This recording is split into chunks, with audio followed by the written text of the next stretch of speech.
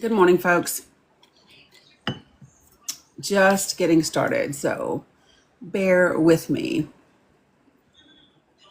while we are getting ready to dive into today's live. Do I need this? What's up, Candy Kiss? Hey, Sue, how are you? What's up, folks? Good morning. Good morning. Good morning. As you can probably tell by the banner, I have a specific.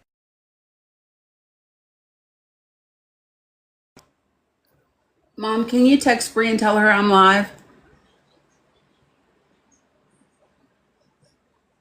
Hey, Chris, what's up? Hey, Ada. Hey, Grammy. How is everyone? What's up, Sue? Mom, can you text Bree and tell her I'm live? Um, Shoo. Yeah, Candy Kiss. I talk about that in the Discord, in the subscribers discourse, more so than on here. But I'm still here, so um, yeah, no worries. Thanks for asking. Yeah, so as you can see, I kind of have a specific topic that I want to kick things off with. But I do have other things that I want to talk about this morning. What's up, Sexy San? Hey, Tina. Good morning, Frank. Um,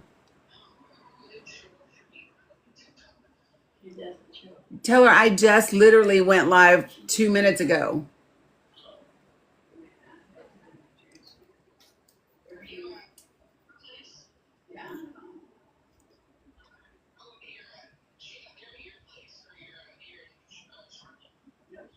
So, thanks, Jamie. Appreciate it. I know that I do have some folks that are veterans in here that are women, and if you want to participate in this conversation, I would love to have you up as we talk about it. But I ran across a video from last week that I don't feel like is getting enough discussion, and I think that it's important when you layer it with other things that are happening. Yeah, Jen, I figured that you would be.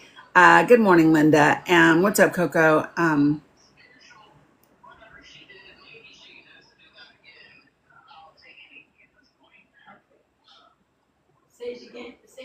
Hold on one second.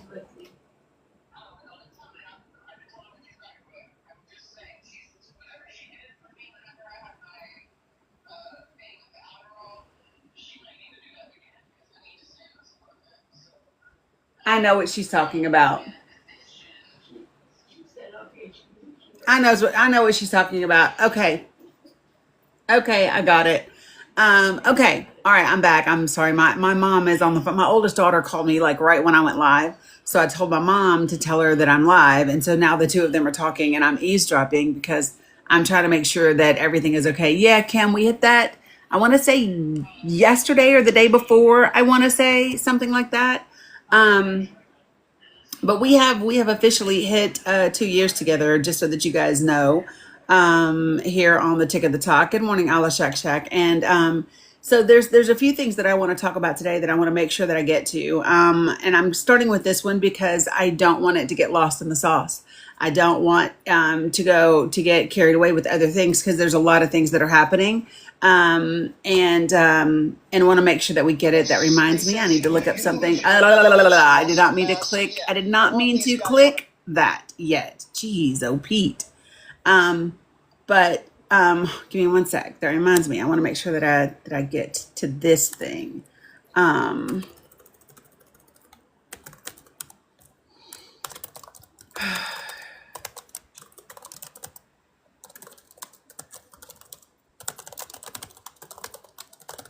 so there's a few things that I want to talk about. You guys can help me stay on track. Um, so I want to make things that I want to make sure that I hit today. So we're gonna start off with this because I refuse to get distracted from it. I also do want to talk about how religion is impacting your political vote, or your faith is impacting your vote because the midterms are coming. And then I also want to have a discussion around just all of the intersectionality between Israel, Palestine, Iran, the U.S., the Houthis putting the maritime blockade on the Saudi ports, the impact that that's going to have on the global oil supply.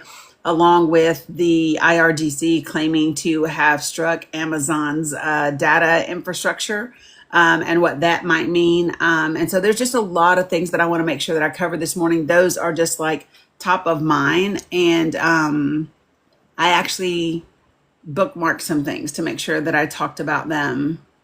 Oh, this is another one. I need to talk about a war crimes complaint filed in Belgium that also has to do with Israel. So need to talk about that as well. So lots and lots and lots of things to be discussed. So yeah, so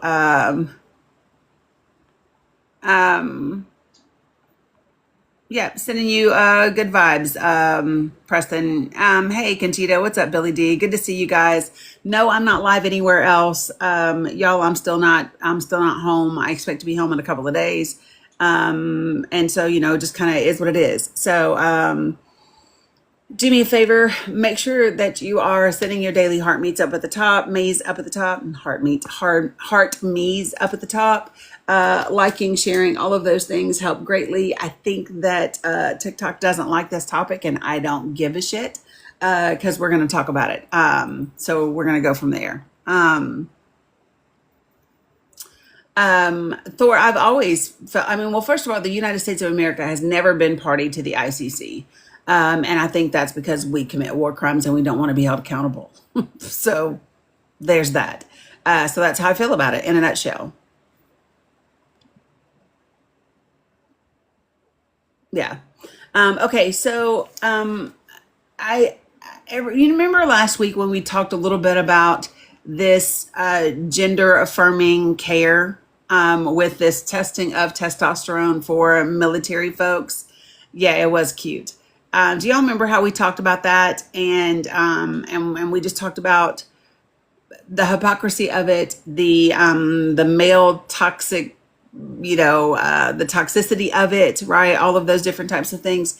One of the things, yeah. So Tara, that's what I'm actually going to play for people, because I don't believe that people actually know how dangerous the military is for women. And so I thought I would take this morning as a vet to maybe inform you, right? Give you some information that maybe you didn't already know, and information that you can share along with resources and that sort of thing, right? And so it's really important to talk about. So fat loser, so let me just be clear. Wanting to serve your country doesn't mean wanting to be sexually assaulted. And the fact that you can't get that tells me you're a danger to women. So just saying that, period. I don't really care if you like what I'm saying or not. But that just is that, right? Women can want to serve their country, and not be essayed, and you're blocked. So, so here we go. We're going to talk about this. Let me just tell you guys something very clearly about this subject matter today. This is not one where I will allow people to say things that are dangerous. I won't do that. So if you like Fat Loser there, or Loser Fat, or whatever their name was, if you make comments like them, expect to be blocked. I won't tolerate it on this subject matter. So Fat Loser can't respond. They're blocked. So I won't do it in any way, shape, or form, folks. Okay. Yeah, we don't do victim shaming, victim blaming in this space. We don't do dismissal of dangers on women and their well-being and their livelihood. I don't do any of that here. So I ask for 4 things in this space, and they're very simple, right? It's number 1, be respectful. Number 2, don't use slurs of any kind. Number 3, don't spam the comment section. In other words, don't say the same thing 3, 4, 5, 6, 7 times. And last but not least, do not type in all caps. And the reason for that is I have folks in this community that are vision impaired. All caps is reserved for those individuals and my moderators, not anyone else. if you cannot be respectful of people with disabilities and 4 very simple guidelines that are asking you to be a decent human being, you will be muted and then booted from this live. It's not the space for you. Feel free to go somewhere else and being asshole. Okay? It's not difficult at all. Okay? All right, great. So, yeah, just saying. It's just the way that I do things. Oh.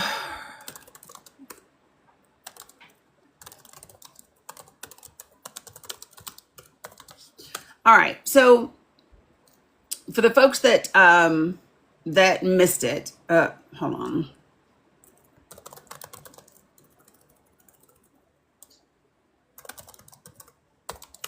Okay.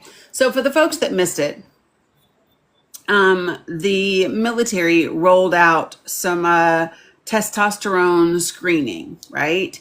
And it will test troops and their level of testosterone. And this is kind of what you might want to know about it, right? So Pete Hegseth announced that the military will screen all service members. Get that out of my face. I don't like ads popping up in the middle of things. For all service members over the age of 30 for low testosterone and offer replacement therapy, in other words, gender affirming care, with the goal of optimizing combat readiness, as if testosterone is the thing that makes you ready for combat. Yet experts caution that evidence does not support widespread screening. The largest safety study, Traverse, involved older men with diagnosed hypogonadism and existing heart risks, not healthy younger troops. True testosterone deficiency is rare in this demographic. Levels fluctuate, making single screenings prone to false positives. Concerns include fertility suppression, as well as blood pressure elevation, blood clots, and atrial fibrillation. Soldiers who have low testosterone levels should seek repeat testing, address reversible causes, and discuss fertility before starting therapy. So that was the announcement. And he said that he wants it to be the quote unquote high T Department of War, which is the most small d energy thing I may have heard him say to date. The stated goal of this policy is to, quote, optimize combat readiness, resilience, and the long-term health of troops. Yet the evidence shows a more nuanced story, right? The issue is who is being tested. The population the military is about to screen looks almost nothing like men in the studies that made testosterone therapy look safe. And major endocrine societies have warned against this sort of screening approach. Okay, it's not lost on me that this administration has no clue what to do with science. Just no clue what to do with science and how to accurately apply it. And that just because a study exists doesn't mean that that study is applicable to the entire body of the military or to the people that you want to apply this treatment for. Who is being studied, who is being tested, their ages, their all of their demographics, all of those things actually mattered. They matter. Okay. So let me give you a little bit of information. Okay. So the Traverse trial, which was published in 2023, is the largest study ever conducted on testosterone safety. It randomized 5,246 men to daily transdermal testosterone gel or placebo. Okay. The primary result was no increase. Ugly duck's no longer here, which guys, don't talk to the trolls for me because it just detracts from what we're trying to talk about. No, the primary result was no increase in major adverse cardiac events, 7% in the testosterone group versus 7.3% in the placebo group. That result was strong enough that in early 2025, the FDA removed the decade-old cardiovascular boxed warning from testosterone products.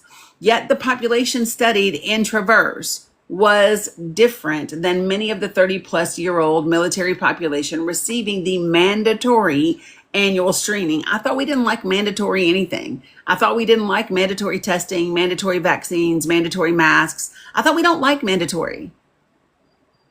Anyway, as well as those less than 30 who may opt into the screening. Traverse enrolled men that were aged 45 to 80, averaging their early 60s.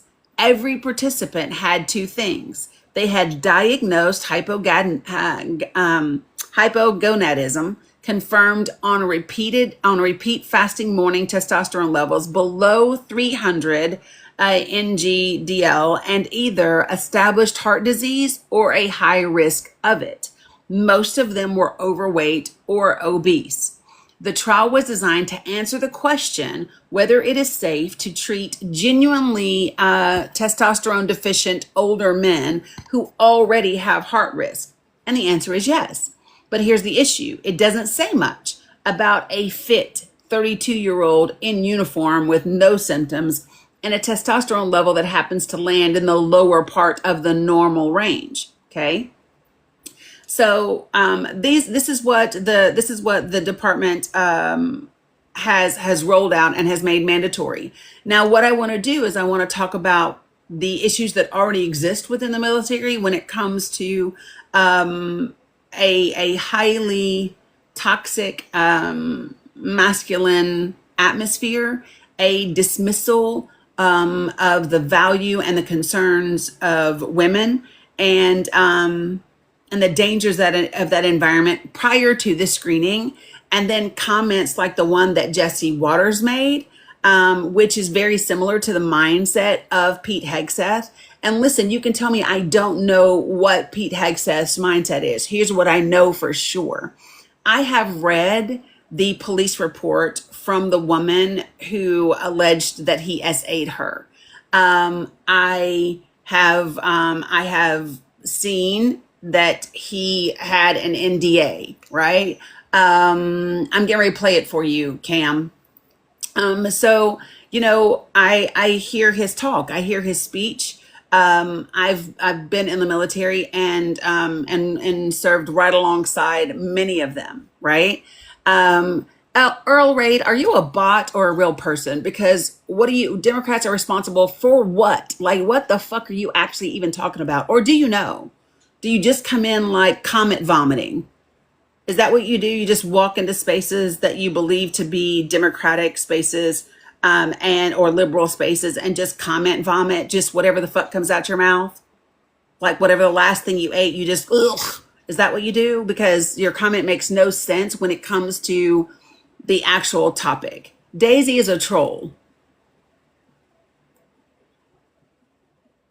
So like real talk, I'm not very, whatever. Okay, so what I want to do now is play the Jesse Waters clip for you.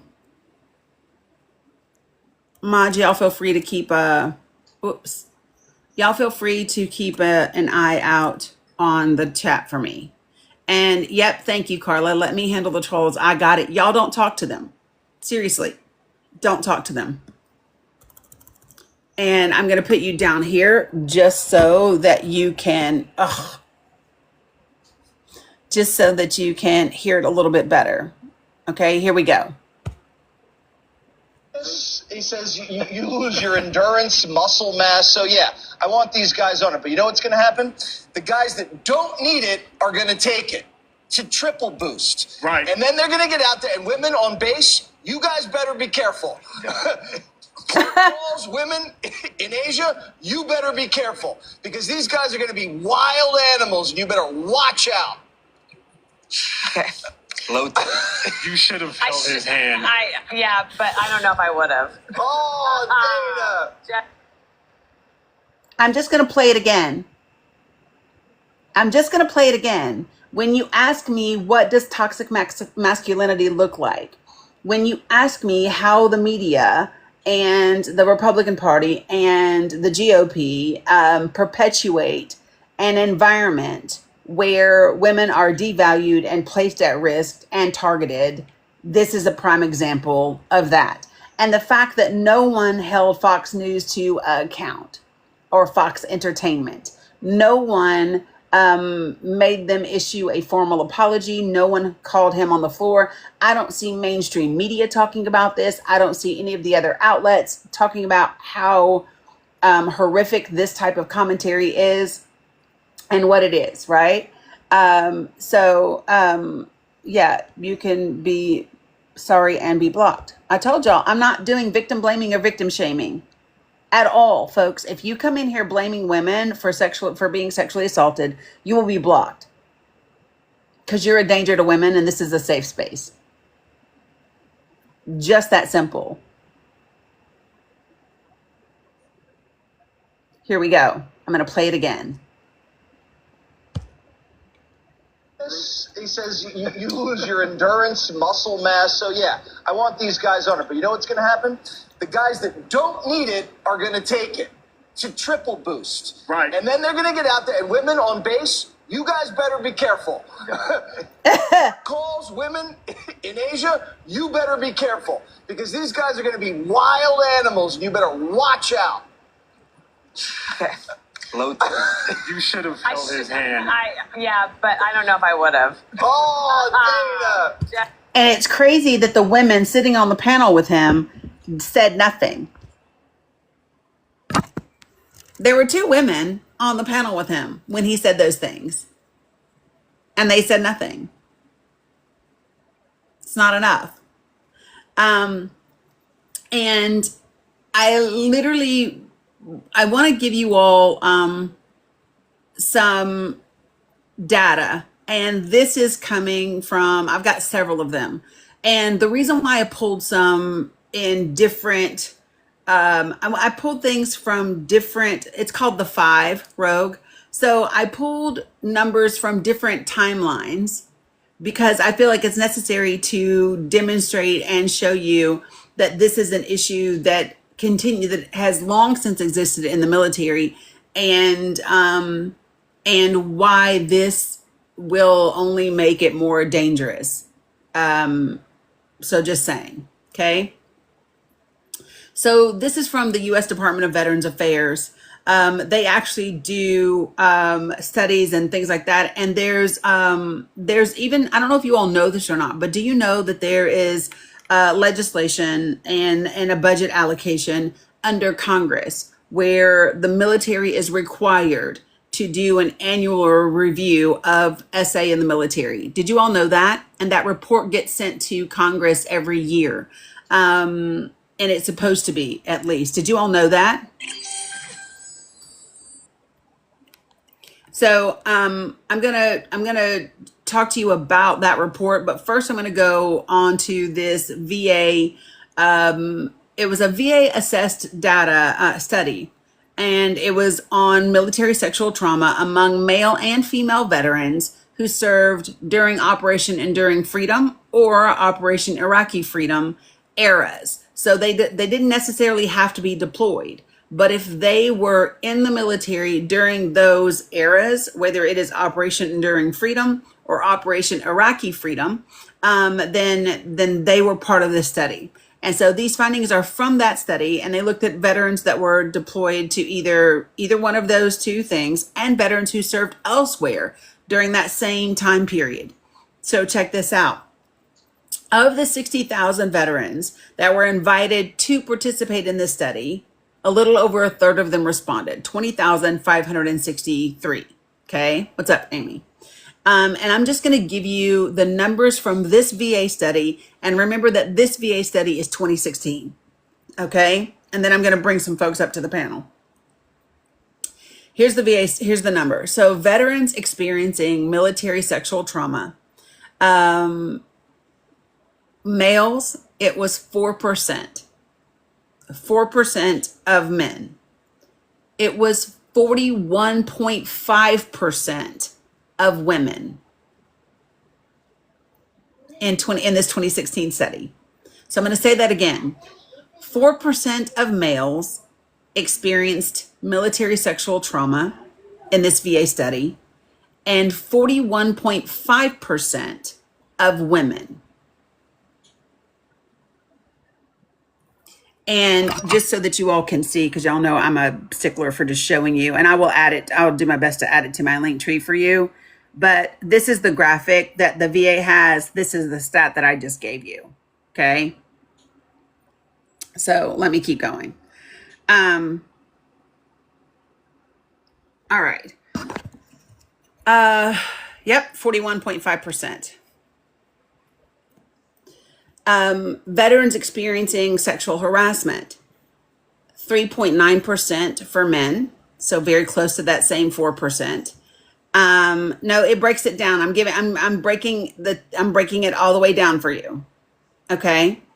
So for military sexual harassment, 41.1% of women, 3.9% of men. And then veterans experiencing sexual assault, less than 0.5% for men, 10.2% of women. That, now remember, this is a 2016 study conducted by the VA. I have another study for you that shows very different numbers for that last category. Okay.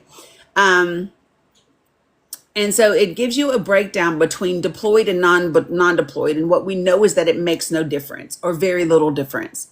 So for the men that were deployed, military sexual trauma was 3.7%. Non-deployed was 4.4%. So very close to the same thing, right? Less than 1% different. This is just part of a survey. This is a survey that was part of a study that was conducted by the VA. And this was voluntary participation. The VA invited 60,000 veterans to participate in this study, a little over 20,500. Listen to me, y'all. This is a study done by the VA where they invited 60,000 veterans that served in this particular time period to participate. A little over 20,500 of them voluntarily participated. Okay. So when we talk about being deployed or non-deployed, it really doesn't impact anything. No, this is just the veterans, guys. I'm literally telling you, this is just the veterans. And I'm giving it to you. So if I don't say it, that means it's not included. Okay. For women that were deployed, sexual trauma was 41.1%. For non-deployed, it actually went up slightly to 41.7%. It makes zero difference as to whether or not you are deployed or non-deployed in the military as to whether or not you experience sexual trauma. Sexual harassment, same thing. 3.7% for men that were deployed, 4.3% for men that were non-deployed. 40.9% for women that were deployed, 41.2% for women that were non-deployed. Literally non-deployed, then you see the numbers go up a bit for both men and women. Isn't that something? It's almost like being in harm's way and potentially dying in a country makes you a little slightly less abusive. And sexual assault, basically the same. But the same is that then the numbers increase when you're non-deployed. Okay. Remember, 2016 VA study, voluntary participation, 20,500 or so. Okay. But I want to keep going. So give me one sec. I have all my little tabs open for you guys.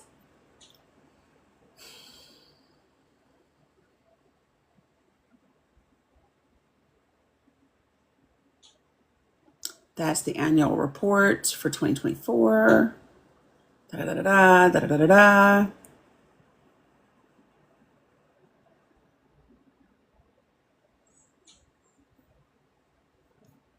Am I in the wrong? That's what I wanted. So I want to give you one from this year. This is from April the 2nd, 2026. And this is a fact sheet from the Department of Defense. And this is the fact sheet annual report on sexual harassment and violence at the military service academies. This is from the academy.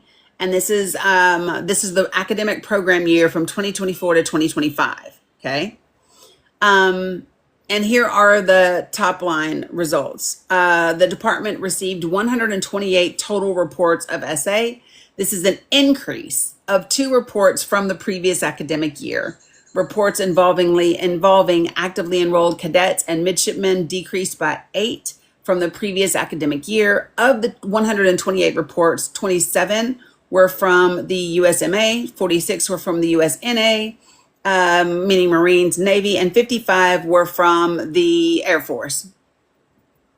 Reporting increased at the Air Force Academy, decreased at the Marines and at the Navy Academy. And yeah, so it just like this is just like in the academy. So what's my point? I would argue that who leads the academies? Former military personnel, right? And that environment, that unsafe environment for women that are serving in the military includes at the academies. And I think it's really important for people to know that. For me, I saw it immediately upon entering basic training, right? So it's not something that is only once you're active duty or only once you're at your first duty station or only if you're deployed or any of those different types of things. It's just not that, okay? But this is the study that I think that I wanted to bring to you. 1 second.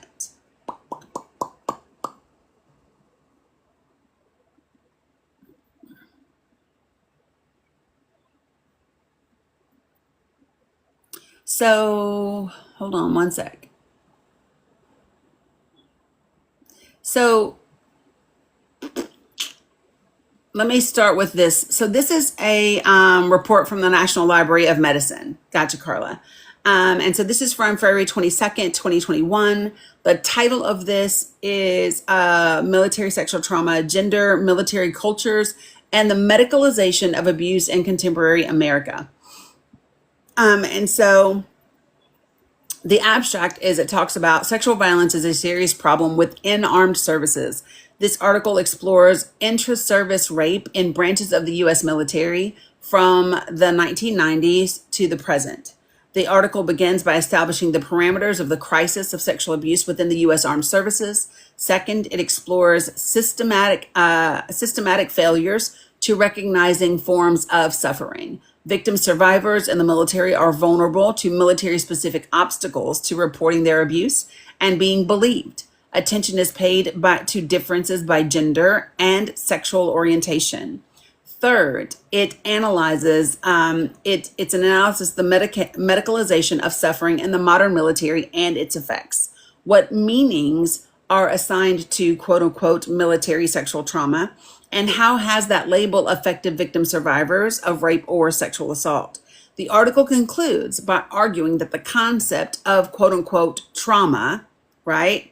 Yeah, Tara, as it applied to victims of sexual abuse, does a formidable amount of political and ideological work. No. This section is denial and dismissal. So military cultures are suffused with sexual violence. The earliest feminist texts in the field, those of Germaine Greer, Kate Millett, and Susan Griffin, for example, identified masculinity as a category of analysis, criticizing people gendered male for their cruelty and their casual sense of sexual entitlement. But it wasn't until 1975 when Susan Brown Miller published her classic, quote unquote, Against Our Will, that's the title, that the distinctive risks associated with war and military cultures were highlighted. That's in 1975. I was 2. Since then, military contexts have generated a vast and sophisticated literature in the disciplines of history, military studies, international relations, politics, sociology, anthropology, and gender studies.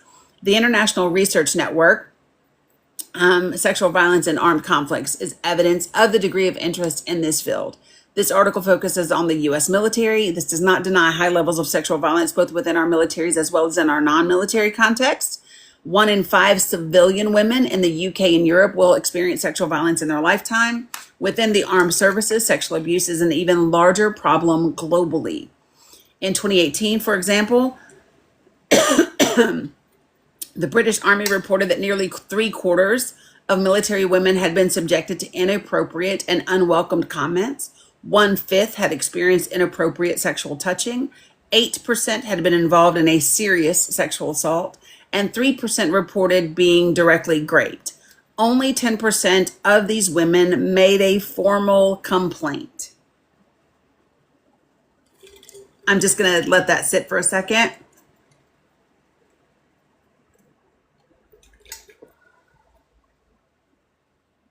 Only 10% made a formal complaint.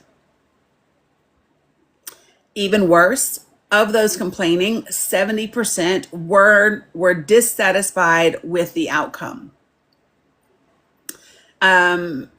It's similarly the same in France and Germany, and around the board. But the U.S., of course, is no exception. In 1995, the Department of Veterans Affairs found that 6% of service women and 1% of service men had experienced an attempted or completed sexual assault. That's what the VA found in 1995.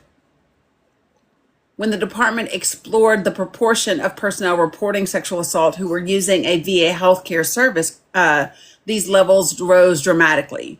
A survey of 828 female veterans seeking care at the Baltimore Veterans Affairs Medical Center in the mid-1990s discovered that 41% reported having been raped. 55% had been SA'd, and 27% reported having been raped. Wait, 27% reported having been either raped, sexually abused, and physically abused. That was at one VA medical center in the mid-1990s. There's a freedom that comes from once you are out of the military and you are getting care at the VA that you don't have when you're serving. To be able to talk about the things that you have experienced while serving. At least that's the way that I feel as a female veteran. Jen, you want to chime in? Yeah, absolutely. I agree with that.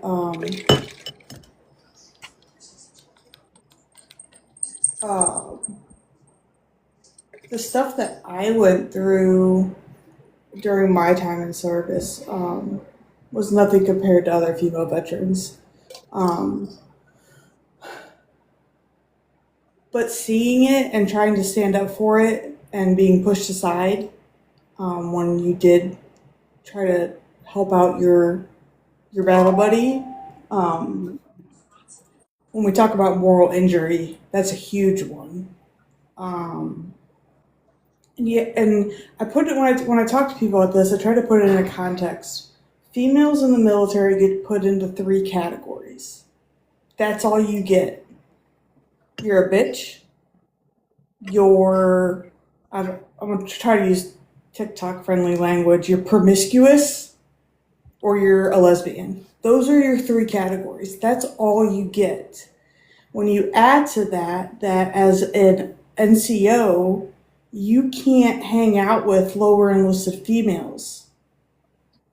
But then if you can't do that, then you are putting yourself in a position where the only people you can hang out with when you're like off the clock per se is men that are also NCOs, and they're not always good people. Most of the time they're not. So then you put yourself in a bubble and you isolate yourself because you don't know what to do. Like it's demoralizing on that level, because then you're subjected to all this background noise and not being able to fully immerse yourself with everything that's going on. If that makes sense. Mm-hmm. Yeah. I don't think that people have a real grasp of what it takes. Yep, NCO means non-commissioned officer. Yep, that's what it means. There was something else that you said that that I was going to tell people what it means. Damn, Jen, I was listening and then my brain did what I did. Moral injury. Yeah. So when we talk about moral injury is often the injury that comes from seeing people experience trauma that you were in the same situation, but it didn't happen to you. Yep. You survived a situation, or you weren't touched by a thing that was touched by someone else. You know what I mean? That happened to someone else. And so a lot of times you will see moral injury amongst siblings. If one sibling is SA'd as a child and the other sibling is not, they can have that significant moral injury. It's almost like survivor's guilt, right? And it is its own form of trauma, right? Yeah, Um, I have severe moral injury from my deployment to Afghanistan, but I would say that the biggest hit I took was stateside, and trying to keep a fellow soldier safe while she was going through domestic violence, and watching the men around us that were supposed to have our back totally dismiss her, and me having to be the one to stand there and watch her back while she goes in and gets her stuff while the guy is out there screaming and yelling and all this stuff. And I'm not afraid to get my hands dirty, but I'm also aware of my limitations. It's just a yeah, fact. yeah, And just standing there and watching these people just be like, well, she'll get over it. And like that, I can't abide it. Like, I can't. It just doesn't work for me. yeah. Um, I want to give you all a little more information as we dig into this, because there's more information and I'm giving it to you for. So remember, the numbers that I just gave you came from a 1995 VA study, right? But there's more, right? So during a congressional hearing in 2010, congressmen and women were informed that 23% of female veterans using VA health services had been sexually assaulted. That's 1 in 4, by the way. Many of these women had been assaulted, quote unquote, in the field. 15% of service women in Iraq and Afghanistan reporting having either been SA'd or sexually harassed. Another study shows that rates of it are higher than they are in peacetime. It's there's just a lot. But I want to also pull out an article from 2024. This article is in the Military Times. And here's what it says. So just clutch your pearls, people, because here we go. So PNW, that was, I think you missed the other parts where we were talking about 41.5% of women in the military have experienced military sexual trauma. 41.5%. But here we go. So I'm going to read this article for you in the Military Times. Sexual assault prevalence in the military during and beyond the global war on terror is likely 2 to 4 times higher than Department of Defense estimates, a new report found. There were more than 75,500 cases of sexual assault in the military in 2021. I'm going to repeat those numbers. There were more than 75,500 cases of sexual assault in the military in 2021, higher than the Pentagon's estimate of approximately 35,900 cases that year, according to the report by the Cost of War Project at Brown University's Watson Institute. Researchers also estimated more than 73,600 cases occurred in 2023 a significantly higher number than the DoD's estimate of 29,000 that year. On average, during the war in Afghanistan, 24% of active duty women and 1.9% of active duty men experienced sexual assault, adding that racial minorities and LGBTQ plus service members also faced greater risk of sexual assault. The review of independent data noted that the range of cases being 2 to 4 times higher might actually be conservative. And that on the high end, estimates suggest the prevalence of sexual assault is 10 times higher than the DoD's figures. Quote, despite efforts to address sexual assault, the prioritization, so Jay Cook, I'm not sure if you've ever served in the military, but whoever is in office has zero to do with the culture of a military that has existed since the beginning of this country. I also just gave you statistics from 2016, from 1995, from 1990, the statistics, and please don't do that. Do not politicize women being sexually assaulted in the military. That will really piss me the fuck off because it is not a partisan issue. And to pardon and to make sexual assault of women in the military a partisan issue is irresponsible and dangerous to women. So I want to be very clear about that. This is not a partisan issue, and we will not make it a partisan issue in this space.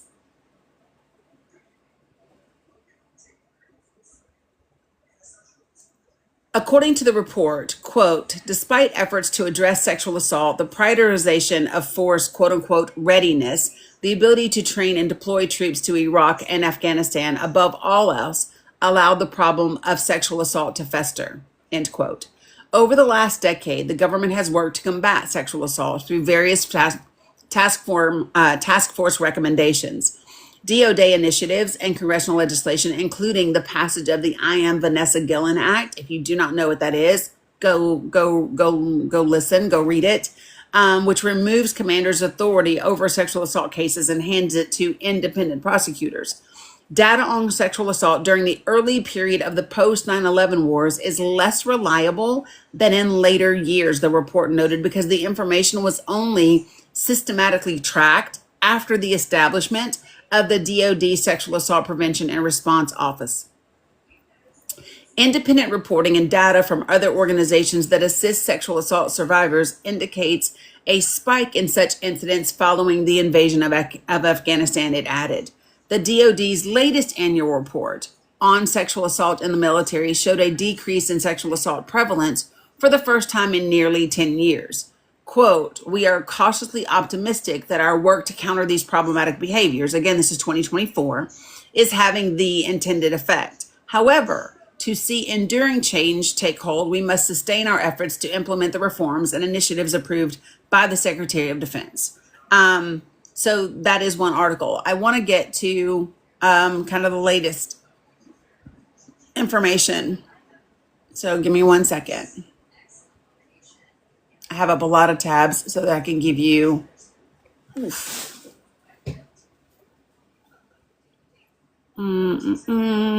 this dated? That's 2022.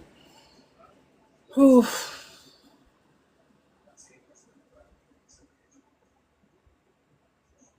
Give me 1 second, folks. Yeah. So I have up the report. So this is the Department of Defense annual report on sexual assault in the military, fiscal year 2024. And I'm going to get down to the executive summary. You ready? So the department received a total of 8,195 reports of sexual assault in 2024, which is a decrease of 320 reports over the 8,515 received in fiscal year 2023. Of the 8,195 reports, 5,169 were unrestricted reports of sexual assault and 3,026 remained restricted at the end of the year. And I want to be clear, sexual assault is not the same as sexual harassment. They are different categories. So sexual assault, sexual harassment, both can lead to military sexual trauma. Okay. The department cannot fully interpret the above decrease because no prevalence survey was administered during fiscal year 2024. As required by law, the next iteration of the prevalence survey will be conducted in the fiscal year 2025. In 2024, the department had sufficient evidence to take disciplinary action in 2,128 cases of the individuals investigated for an allegation of SA. So of those 8,195, only 1/4 of the time was there any disciplinary action taken. I'm going to let that sink in for just a moment. Only 1/4 of the time.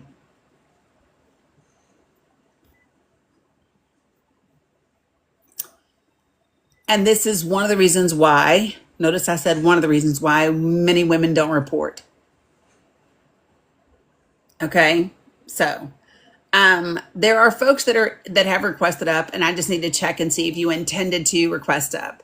So Scorpio Stings, New York Kaz, and AF Alive. You 3 individuals, did you mean to request up to the panel to talk about this particular topic?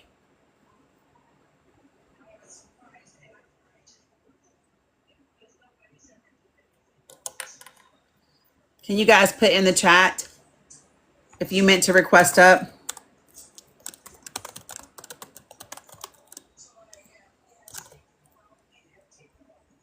Gotcha. No worries.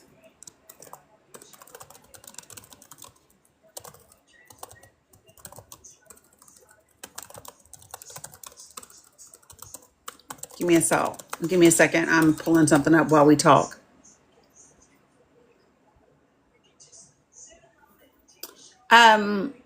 I don't, well, so when you say from a medical perspective about the testosterone, what do you mean?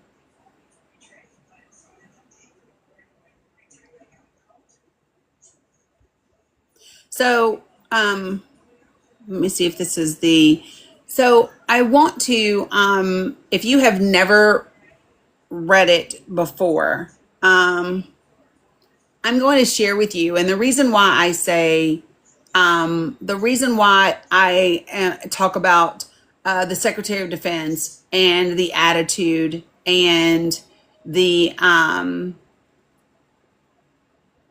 but if you're specifically talking about testosterone levels, I don't know that it's like relevant to the conversation, because it's not really. So like the point that of this conversation isn't about testosterone testing and about the Department of Defense wanting to have a quote unquote high T task force or military. It's about the dangers of this toxic masculinity that has been ramped up under this current administration, and the comments that are being made about this testosterone and the fact that women service members need to be careful, and women at ports, for some reason, Jesse Waters thinks it should be specifically Asian women should be more careful because this is going to make military service members, male service members, behave like animals. And so that's the conversation that we're having, right? So yeah, if that makes sense. All right. So one of the reasons why, so let me just say this. Oh, misrepresenting the data to use it. Yeah, I think we talked about that at the very beginning. I'm not sure like how long you've been in here. But I went through a comparison of the study that they're trying to use and the difference between the men and the subjects that were used in that study versus the way that they want to do that, right? And so we kind of went over that at the very beginning. I don't know if you were in here or not during that. Probably not, but yeah.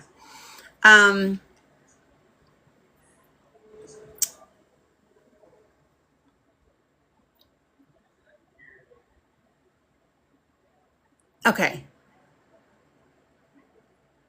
Okay, so I'm going to share with you all the actual police report from the Monterey Police Department for the Secretary of Defense.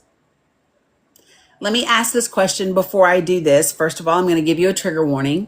Number two, I'm going to ask you if you have not ever read or seen this actual police report from the Monterey Police Department, please put a 1 in the chat.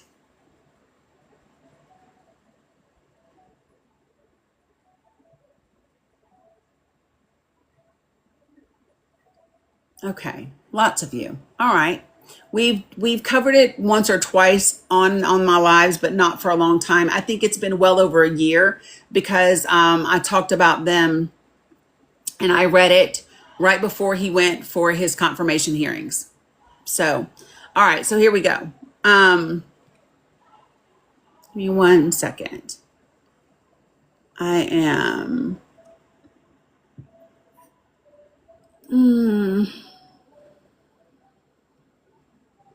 Okay, cool. All right, here we go. So, so this is in case you want to know, you can find it online, but I believe it's also in my link tree. So, this is an incident report, RENYG 1705129. The report date and time is October 12th, 2017 at 12:23 a.m. The event date and start and stop time was October the 7th, 2017, 23:59 to October 8th, 2017, 0700. And it gave the location of it being taken. Okay. So, offense number 1, the offense code is PC 261A4, which is rape. Victim unconscious of the nature of the act, F-11A grape. Of course, that means the start date and the end date of the actual event itself. The offense itself is unknown because she was unconscious, according to the report. It actually says vehicle/property and item summary.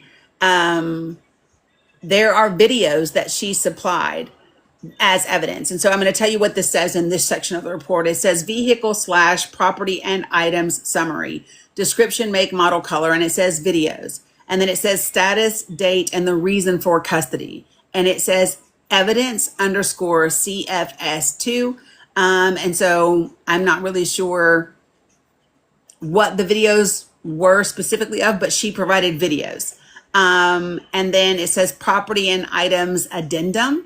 And it says item category, recording - audio/video, identifier legacy, system identifier number, data migration 01. Are you all arguing with trolls? Please tell me that you're not. Please tell me that you're not. And then it says that the videos were booked into evidence. Yeah, baby. Okay. Well, we'll try to see if we can get some from the store, okay? All right. So, now this is your trigger warning. For those of you guys that are just joining, I am reading the actual police report filed against Pete Hegseth from 2017 alleging rape, okay? And it says primary narrative, summary, and the name is redacted because it's a nurse. So this name is redacted. A nurse at Kaiser Permanente Inn, which is redacted, reported suspicious circumstances to have occurred at the Hyatt Hotel at One Old Golf Course Road in Monterey, after a patient came in requesting a sexual assault exam. The patient was allegedly sexually assaulted at the Hyatt Hotel between 10/7/17 and 10/8/17. So for those of you all who don't know, nursing staff and physicians are mandatory reporters. Okay, so they are required to report. And it says, I recommend this case be forwarded to investigations for their review. Investigation. On 10/12/17 at approximately 12:23 hours, I received a telephone detail from nurse redacted at Kaiser Permanente in redacted. Redacted informed me that a patient had come into their center requesting a sexual assault examination. Redacted said that the patient wished to be identified as Jane Doe. Redacted said that Doe was in Monterey between 10/7/17 and 10/8/17, staying at One Old Golf Course Road, the Hyatt Hotel for business.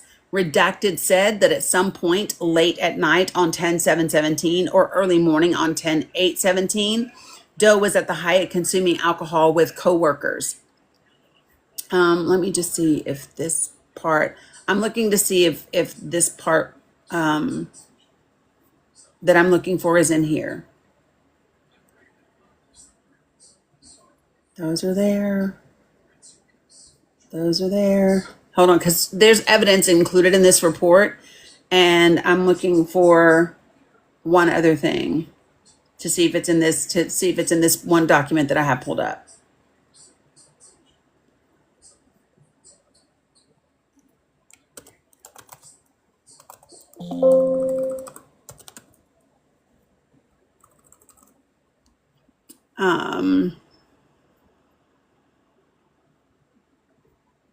Give me 1 second, folks. Be patient, please.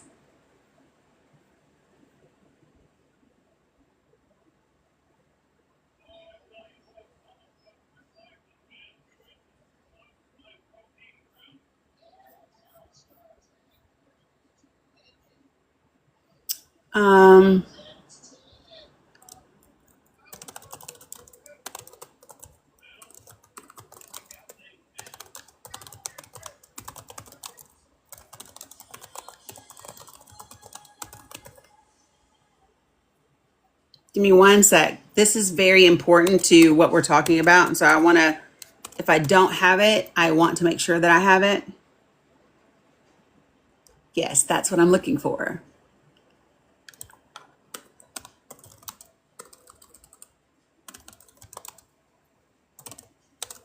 I knew that I'd seen it.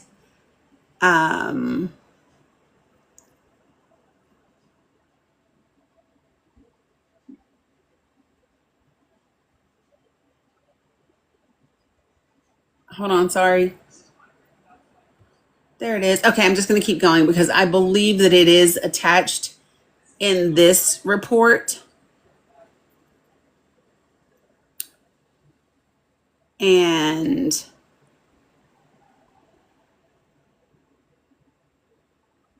yeah, I'll be able to find it based on what I have pulled up now if it's not right here. Okay, so anyway, so listen. So here's where we are. Because screenshots of her text messages were also included. On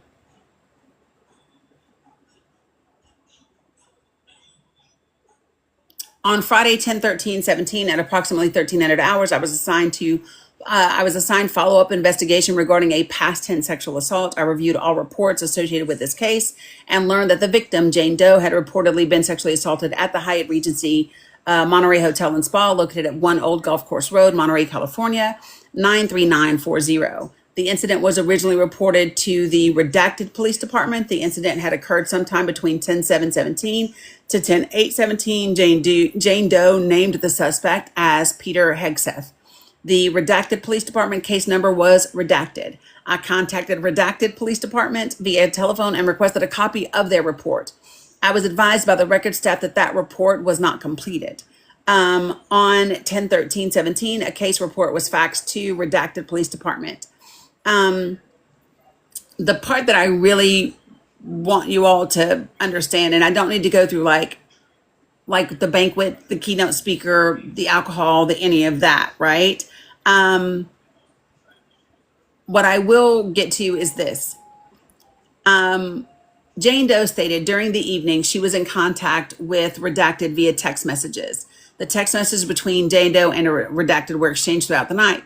Jane Doe stated that she had consumed, quote, much more than normal alcoholic beverages throughout the day. She observed Hegseth acting inappropriately with the woman at the conference.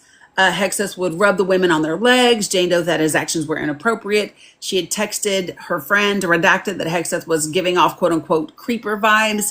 The women thought Hegseth was, quote unquote, dreamy and wanted pictures with Hegseth.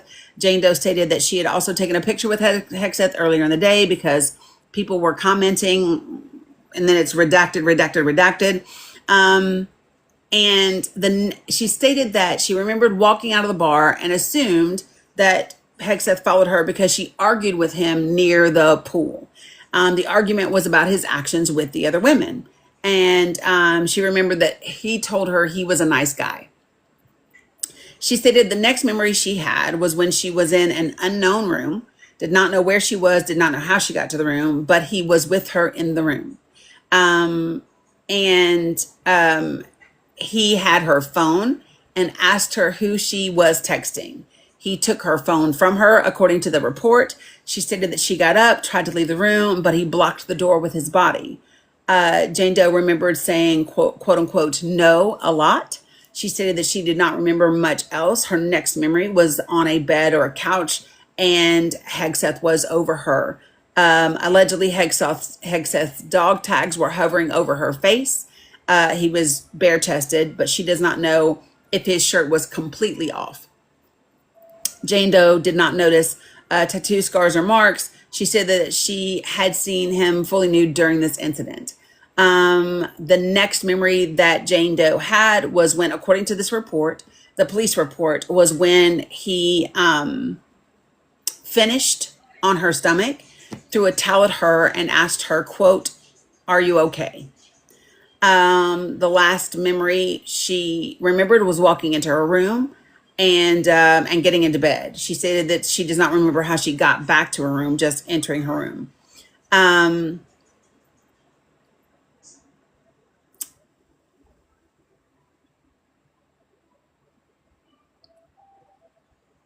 This is what, yeah. So I will tell you, I don't want to go into all of this, but the text messages that verify her exchange with her friends and her the events leading up to this incident are in here. Like the screenshots are there. She literally has a screenshot of him speaking on stage at the event. We covered this before his confirmation hearing, and what's really crazy to me is that if you were to look this up, and you were to specifically ask about the medical evaluation, right? What you would find is that the medical evaluation actually included notations that she had bruising on her inner thigh. I'm seeing if I can actually find the document itself now, because I have it. I believe it is in my link tree somewhere. But I'm not in it right now. Give me one sec. And I really want to find the actual, give me one second.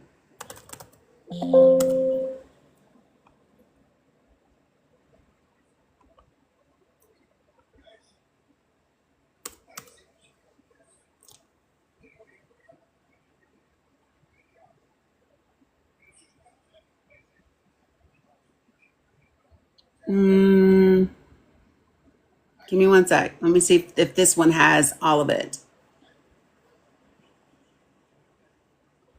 Da da da da da. This one's from the city attorney. This includes that.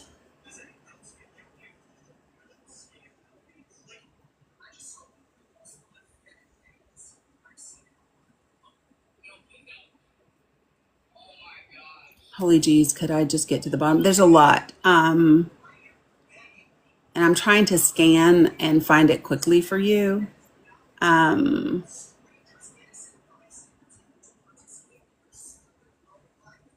So anyway,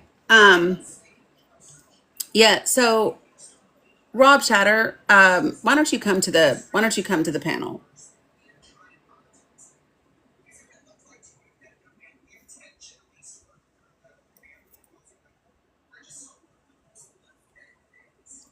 Rob, you're up. You're up. I would really like to talk to you.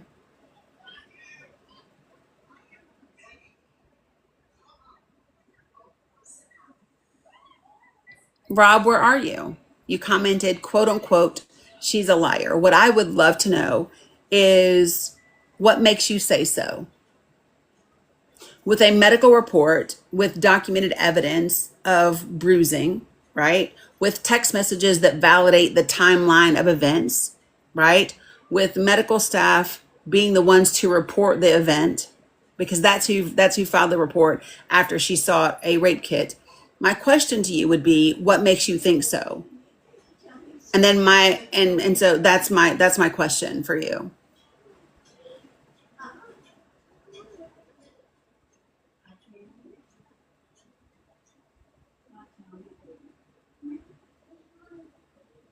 And if you're wondering why I'm taking the time to ask him these questions, it's not because I think he will actually come to the panel.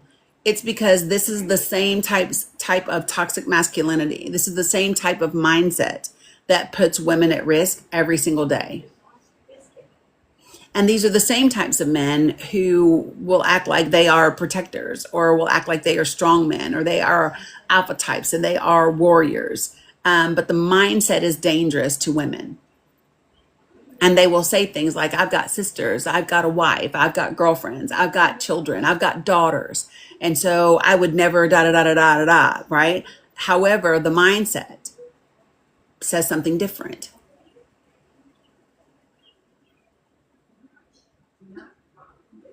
Salty Sill, I disagree. And to be frank, like, language like that isn't helpful.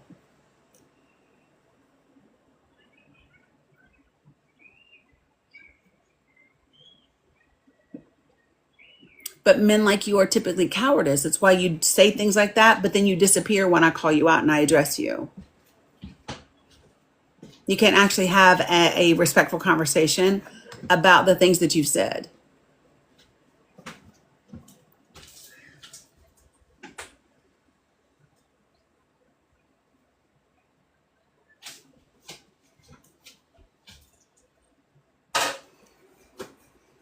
So,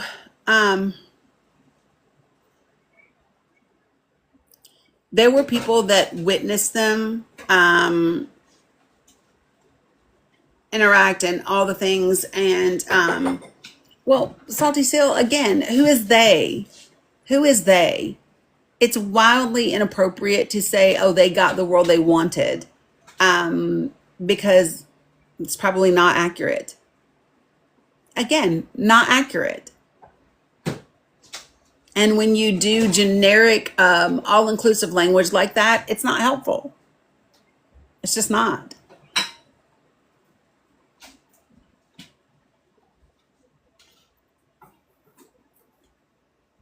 There are particular groups of people that wanted the things that are happening. They are not, however, the vast majority of Americans.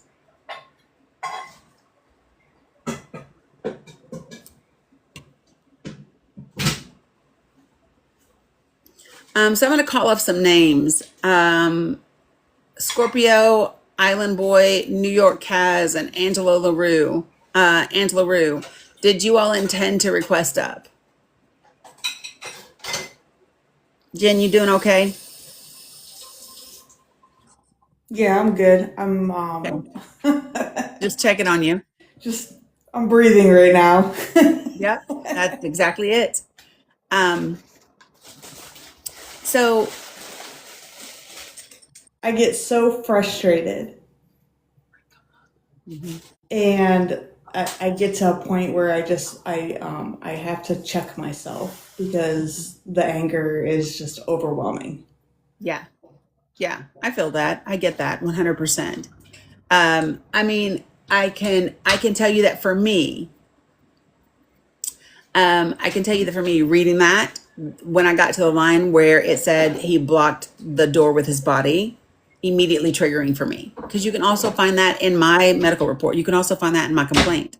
That exact thing, along with,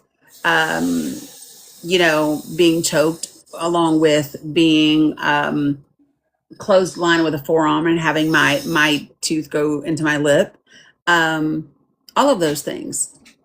And so, like, when you have people that just say, for lack of a better word, really dumb shit, and dumb shit is not even accurate. It's dangerous. Yeah. It is dangerous. It is dehumanizing. It is you are part of the fucking problem when you say things like, well, then why did you join the military? To serve my country, dumbass. That does not mean I want to be sexually assaulted. Yeah, Period. and anytime I hear someone say, "Well, why was she at the bar?" or "Why was Because she she could, here?" because she can be. Because she can be. Like, Right. why do you get to dictate when I want to go and leave somewhere? Like, I've had the arm put up in front of me, like, "Are you sure you want to leave?" And my response was not very gentle. Right. Um, and I get, and here's the problem with that is because I stand up for myself or my friends when we're out. Um, I've gotten in trouble in the military for standing up for myself by senior leadership, which Right. I think, for me at least, that hurt 10 times more because I thought they would have my back. Yeah.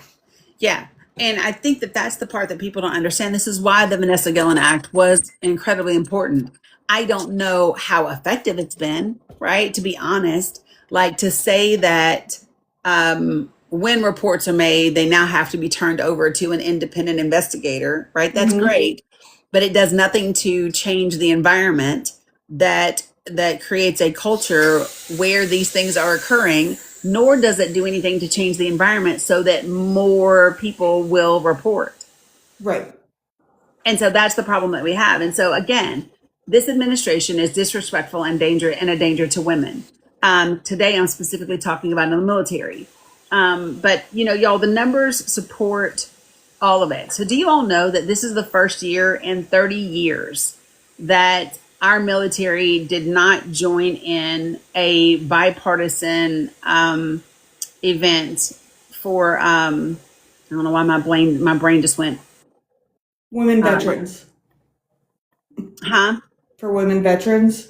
Yeah, so there's a wreath laying ceremony that honors women troops at a memorial that's outside of Arlington National Cemetery. Mm-hmm. And it was actually canceled last month because multiple military services said they would not be participating because the Pentagon and the White House had given guidance that prohibits, quote, events related to cultural awareness months and DEI programs.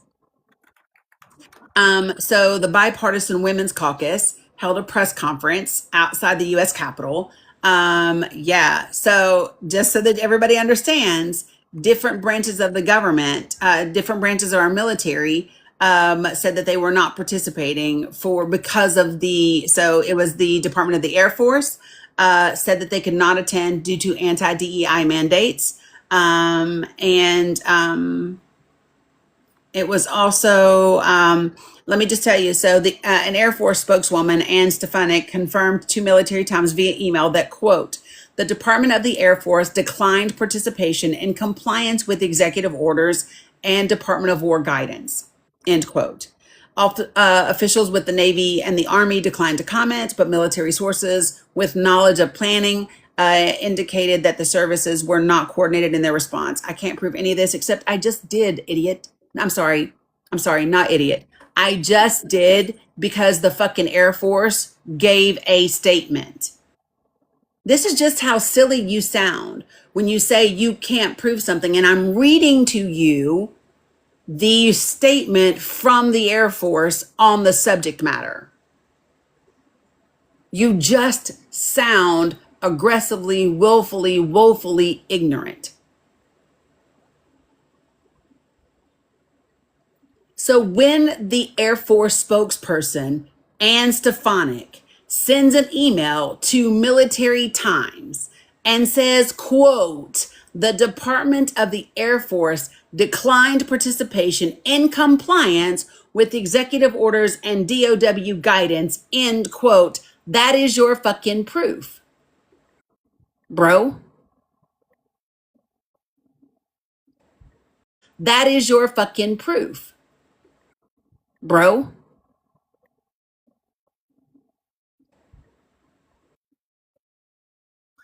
not difficult. Go look it up. Was the event canceled? The answer is yes. Period. That's a fact. It's also a fact that this administration has worked diligently to not promote women of color in the military, to remove women of color from their positions in the military.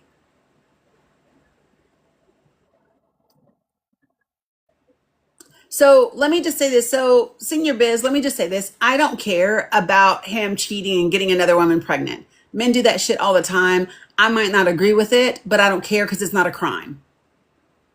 I don't care that Pete Hegseth was married and he had an affair and he got another woman pregnant. That's not the end all be all. Sexual assault, however, is a completely different beast. And so one of the things that I want people to do is talk about the things that actually matter and leave the other things alone. So like when people jumped in my live the other day and said, did you see about Tulsi Gabbard's brother? I don't give a shit about Tulsi Gabbard's brother. He's not the director of national security. He's not the intelligence director. I don't care what that man does. He's just another man committing crimes against children and women. And there's a plethora of them. The fact that that happens to be her brother has nothing to do with Tulsi herself. There's enough legitimate issues with Tulsi. I don't need to bring up her raggedy ass brother.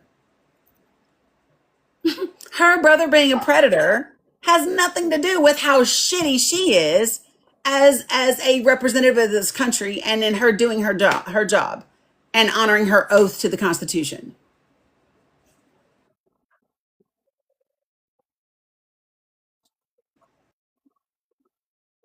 So this is the thing. I prefer for people to just focus on the things that matter, that are relevant, that are concrete, that are not just salacious gossip and news. I don't care. It's the same reason I don't care about Christy Noem's husband and his cross dressing. I literally don't care. That man has nothing to do with the policies and the actions being committed by the Department of Homeland Security and ICE. I don't care. And the only thing I care about her alleged affair with her security guard is the fact that it happened on taxpayers' dime and taxpayers were paying both of their salaries when these acts occurred, and the $270 million damn plane. Right? That's the only thing, that's the only part about it that makes it relevant. Other than that, I don't care. Right? And so this is how focused we need to get if we are going to really get on board with creating a government that works for people and isn't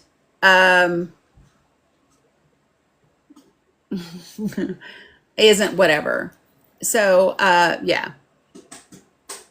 So Ash, here's what I think. I think A, you're probably a bot or a troll and not a real person. And if you are, feel free to join the panel. By the way, the fact that you come in and you say something about Trump, nobody gives a fuck. Do you see Donald Trump's name anywhere here? No, you don't. No, you don't. So my question to you, Ash, is why come into the room and bring up Donald Trump when we're not discussing Donald Trump? Because I want to. Okay, but is it relevant? How is it helpful to the conversation? Or do you not want to be helpful? I don't want to be helpful. Oh, okay. Well, that explains a lot. Mm-hmm. Okay, have a great day. You too. Enjoy Trump. So you all understand that's the problem with human beings. That's the problem with human beings. I don't want to be helpful. Great, that tells me who you are as a person. I'm not wasting my time or my energy talking to somebody that says, I don't desire to be helpful. I don't desire to have a conversation that's meaningful. I don't desire to be a productive member of society. Like, I'm not wasting my time and my energy on people like that. Right? And so I didn't ask you to prove you're not a bot. That's not what I said. And just to be clear, Um, since you said you don't want to speak to me, I helped you out. You're now muted. Since you don't want to talk to me, I'm glad that I could help you out. I do desire to be helpful. You don't want to speak to me? I helped. I muted you. Okay. I do what I can.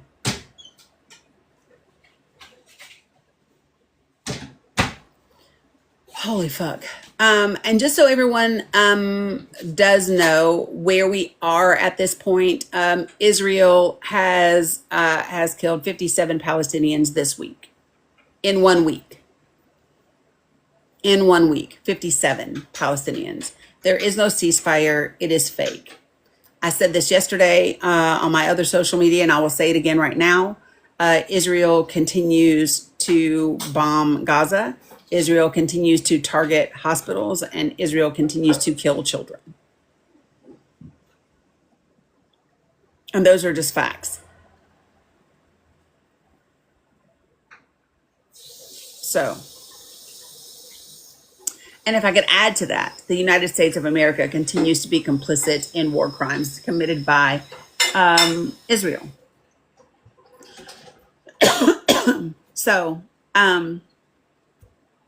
Jen, is there anything else that you want to add to this conversation about this high T initiative of the Department of Defense, the impact of this type of rhetoric and initiative on women, and the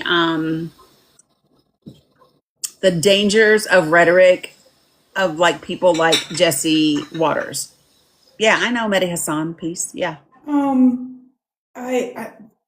I mean, yeah, it's dangerous. On top of that, we have a growing problem of incels that flock to that type of rhetoric and then think it's their duty as quote unquote men to show how manly they are. And Add to that what they believe manly means to be, because that's the part that I think is really important. Right. And add to that, you had women sitting on that panel and nobody said anything. Nope. Nobody said a word. I watched that video clip several times to try to get my head wrapped around it. It's dangerous. As a mother of two, they're adults, I'll call them men. We've since they were 12 or 13, we've always had conversations about respect and consent and how you treat somebody, whether they're a man or a woman. I won't say we beat it into them, but we had those conversations frequently to put them in a position to not only keep themselves safe, but to keep whoever they're with safe. And I've heard a lot from family members that you're treating them like you're making them too soft, or you're not producing making men out of them. I was like, well, what depends on what your definition of a man is, because my definition of a man is different. I may not find them attractive, but I know what a man should be. My father is a great man. And that's what I tried to instill in my boys. And so far, so good. So the show Deuces Wild is called The Five. It's on Fox Entertainment. And so it was Jesse, 2 other men, and 2 women on the panel. Yeah, yeah. So so when people ask me what is toxic masculinity, this is it. That's it. This is what it looks like, folks. And you're not the only one talking about this. I was in Facts Lab before I came over, and this is what he was specifically speaking about. Was really? The toxic masculinity, this Jesse Waters stuff, the high T. He was going really in depth into it. And I appreciate Steve for how he stands up for women and gives women the space in his lives to have that conversation and hold men in his lives accountable. Yeah. I think that this topic of conversation is needs to be had more often, especially as we look at the Andrew Tates of this world, and the way that they are propped up and exalted as I don't know, as men. But this is part of the problem that we have in how we define what it means to be a man and what masculine energy is compared to what is feminine energy. And that, the reality is that there are places of intersectionality that make me amused is not the right word, but I find it interesting how folks who identify as Christian, who quote the Bible, oftentimes are the people that hold these views about masculinity and men and what it means to be a man, right? Completely disregarding the fact that the Bible says that you were made in God's image, male and female, he made them. So the absence of feminine energy in men means you're less godly. Yeah. Because God has both. He has masculine and feminine energy. And so this idea, this belief system that men are soft if they have too much feminine energy is actually anti-Christian. It's anti what God says. It means if you are a man, this alpha bravado bullshit, you are actually less godly in the way that you are showing up in the world, according to the Bible that you claim to serve. Just saying. Yep. Yeah. So I appreciate you, Jen. I know it. I know it can be triggering. So take some deep breaths, get grounded, do whatever you need to do today. But I appreciate you contributing. I'm not. I'm not Wawa, but I'll download all of these. It just takes a long time, you guys, to download hours and hours. Because TikTok has to get them ready. So then I have to wait, and then they have to be downloaded, and then I have to do all the things and then upload them. So I will get them uploaded from this week. I'm just not live anywhere else right now because I'm still at my mom. Before you move forward with this, I don't know if you have it on your radar. You probably do. The Dan Crenshaw stuff with the veterans bill that was denied and the stuff that he said, and the VFW and I don't know if you had that on your radar or something to talk about. Yeah, I didn't have it on today. Yeah. I know. I get that. Yeah, I mean, what happened with that investigation is there ended up being an NDA and a financial settlement, and for various reasons, they did not pursue, which happens a lot in SA cases, right? So yeah, him saying it was encouraging quote unquote victimhood, like fuck him. But yeah, we could talk about that another day. Yeah. But yeah, appreciate you, Jan, as always. I'm gonna bring up a couple of folks, and then I want to switch. I'm sure that some of you all have. I have to talk about another point of intersectionality. Okay, so give me 1 second.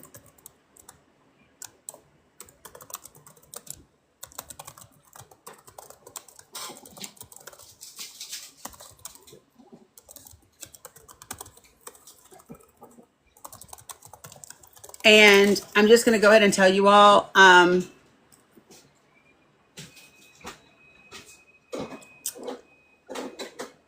so I'm going to play a couple of videos for the next couple of things that we're going to talk about. They may 100% be triggering for you because they were for me. And yeah.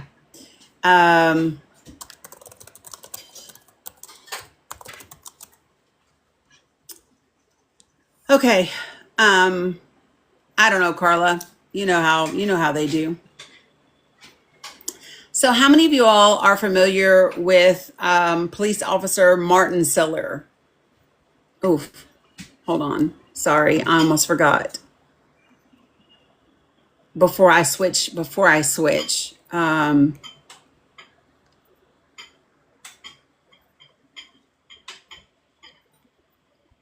Okay, he's already gone.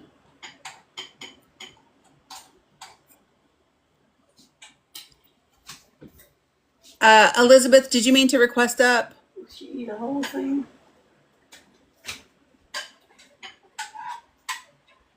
Elizabeth, did you mean to request up? Elizabeth Zavala. Okay, so I'm going to play a clip. And the only reason we have this clip is because Martin Siller forgot that his recording devices was on. Do people understand that Westerners is not limited to men? While it is their primary hormone, it is.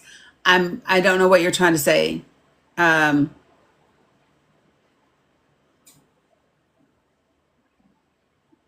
So I want just the video itself.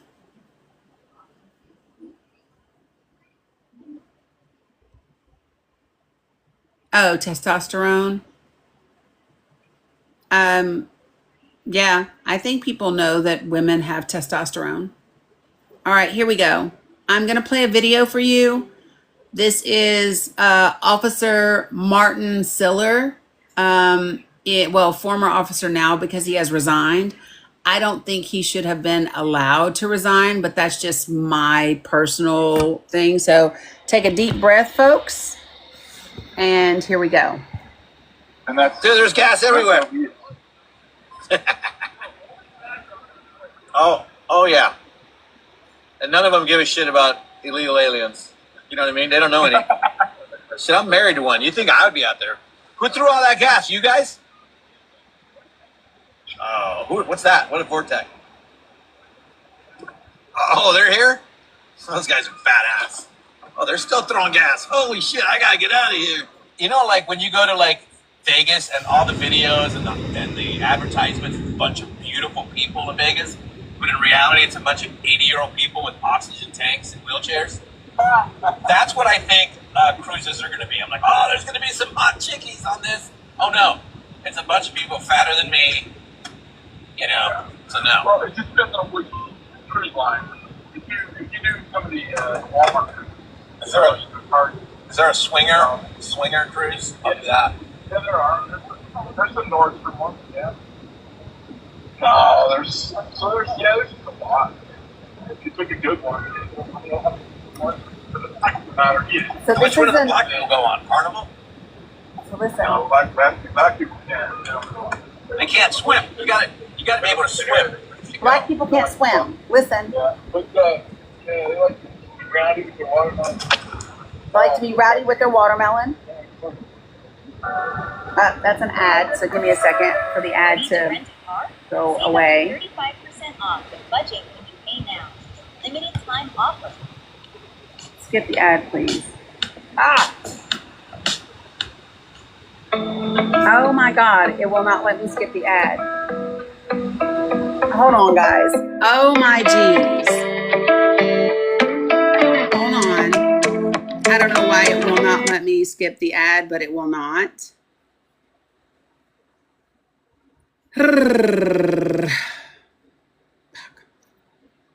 Give me a second.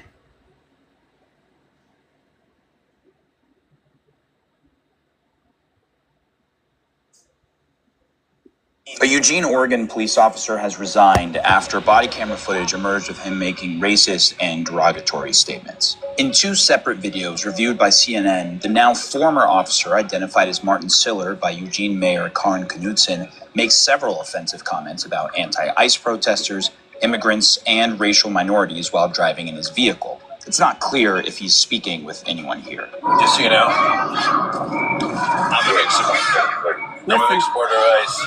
The Somali and Latino communities. I'm about the American communities. He said, fuck the Somalian. Hold on. I'm going to rewind it again. Listen to what he's saying. This is a police officer. Communities. I'm about America, son. Oh, yeah, Latino communities. I'm about the American communities. I'm about America, son. The footage also includes additional racist and derogatory remarks about black people not being able to swim. Which one do the black people go on? Carnival? No, black people can't. They don't go on. They can't swim. You gotta be able to swim if you go. Now, according to CNN affiliate KVAL, the videos were recorded on January 30th. On that day, the FBI said up to 500 people took part in an anti-ICE protest outside the federal building in Eugene, where rocks were thrown at law enforcement. Police declared a riot. Now, authorities say an edited video of the comments later circulated on social media, prompting police to release the full versions, including a second recording containing what officials described as offensive content. In the first video, Siller is heard on a phone call with at least 2 other people while driving through the area where protests have recently taken place. Dude, there's gas everywhere. All these guys are unemployed. Oh yeah. These guys are unemployed. And none of them give a about illegal aliens. You know what I mean? They don't know any.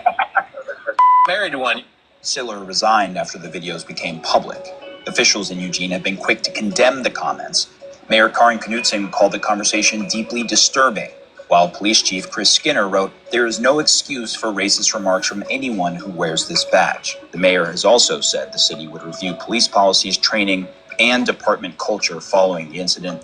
CNN has reached out to... So, I'm gonna play that one for you because this is a police officer, and then I want to play another one. Let me ask you this: how many of you all are familiar with Andrea Chalkley Melvin and Tiffany Lee? Sorry, Tiffany Lee. Do you all know who Tiffany Lee in Kentucky is? Tiffany Lee in Kentucky. I don't know if I can play this clip. It's really, really triggering.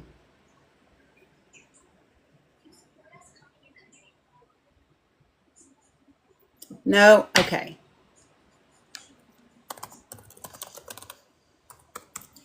So, Tiffany Lee is the mother of a Black autistic child in Kentucky who is nonverbal.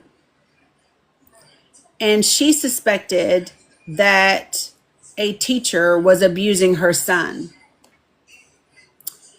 And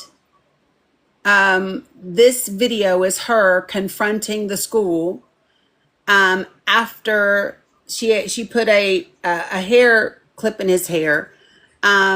Remember that this is a autistic nonverbal child who is Black, and you can hear this teacher talk to him. So let me, where is my volume? Oh, my sweet baby Jesus. Where is the thank you? I beg y'all. Y'all called me every week and said he did something that he never done before, and he was teaching him. He's never preached before. He was teaching him and helping him, calling him a stupid nigger. And y'all let this happen. On the camera in his heard. Whoever it is, I don't know if it's you or Mr. R. Whoever was in that class with the man's voice, I think it's Mr. R, was calling him a nigger and smoking him. I am sorry that happened. Y'all let this happen. I told y'all my son was a good boy. I had to put a camera on his hair. So I had this pulled up. I had this pulled up a while back to talk about. And y'all know how sometimes I come up and there's like 20 tabs and then it ends up going somewhere else and I don't get to talk about it. She went live at the time that she confronted the staff. And so you can see comments in real time. And at the very end of this video, she actually includes the video of him speaking to her child. And let me see if I can, it's really, give me a second.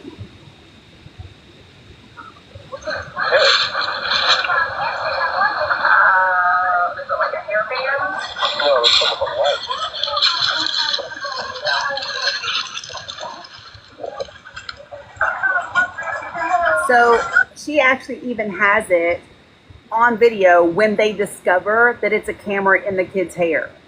She has it on camera because it was feeding it back to her.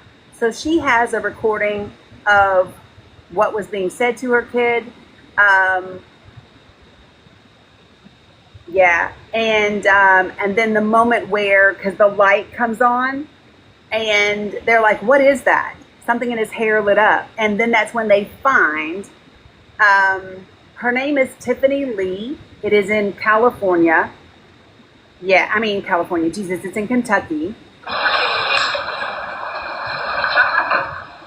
Away.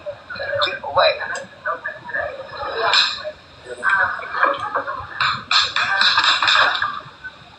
That's him hitting her son. Get out of here.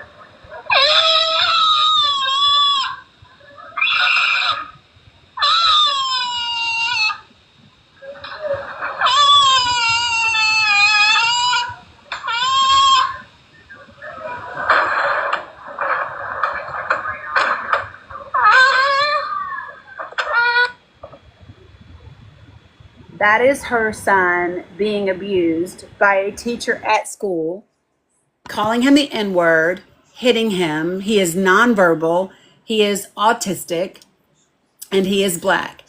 And yeah, when the mother went to the school, she had already called the police and had the police on the way. She said, "You can just be right here because you about to go to jail. You about to be right here because you're going to jail." Do y'all remember a couple of weeks ago when I said I can't, like, I just feel really, really heavy and I couldn't, right? I had watched this clip. And we have talked about before in here how dangerous it is for disabled people in this country. I think of Elijah and what happened with police officers. I think about the lack of police training in autistic individuals and what it means to be on the spectrum or to be nonverbal or to have delays where it takes you time to process and respond, and how dangerous that can be, especially for children and people of color that are disabled as well. And when we think about the police department, when we think about our education system, those are places that should be safe for us to exist and for us to live and for us to exercise our rights. And the fact that it is not safe. And we've also known that racism has been rampant within police departments for forever. Like, we know that to be fact. I don't believe he should have been allowed to resign. I don't believe that he should have been allowed to resign. That police officer should not be allowed to resign because he will simply go somewhere else, move somewhere else, and get a job somewhere else. How do I know? Because that is what happens. If you look at the police officer that pulled up to Tamir Rice and killed that kid within 2 seconds of that cruiser coming to a stop at that shelter, he just went to another little small town in Ohio and got a job there. That's all he did, because he's not prosecuted. And so this is part of the problem. We should have a national database of police officers that commit these types of crimes. They should not be allowed to resign and go work somewhere else. They should not be able to take early retirement and retire so that they keep all of their benefits. They shouldn't get those benefits. I'm just saying those things, it just should not be a thing. And you cannot tell me, and I'm just being direct. You cannot tell me that no one at that school knew that Mr. R was fucking racist. You can't tell me that no one in that school never heard that baby cry or scream that way. You can't tell me that. I don't believe it. I don't. You can't tell me that no one knew that cop was racist. The only reason we have that footage of that police officer is because he forgot to turn his fucking body cam off. That's it. He forgot to turn his body cam off. That's it. And what bothers me are the statements. So like when the mayor says that it's deeply disturbing, I'm tired of people being deeply disturbed by what they see. I don't want to hear about you being deeply disturbed. I want you to do something, right? When the police chief says there's no excuse for anyone to make racist remarks, that's not the response, police chief. The response should be there's no excuse for racism within the police department, and people with racist ideology and belief systems have no business wearing the badge. It's not that there's no defense for making racist remarks for anyone wearing the badge. No, it's there's no excuse for racist ideology in police force. Like, that's the answer. And when you have an administration like the one that we have, and that administration perpetuates racist ideology, hateful racist rhetoric when it comes to immigrants and people of color, and Black people, it gives a validity. Listen, it gives a validity for people who feel like they feel. It just does. Surely to goodness, I can feel this way and think this way and speak this way because, hell, the President of the United States does. The Secretary of Defense does. The senior counsel to the Chief of Staff does.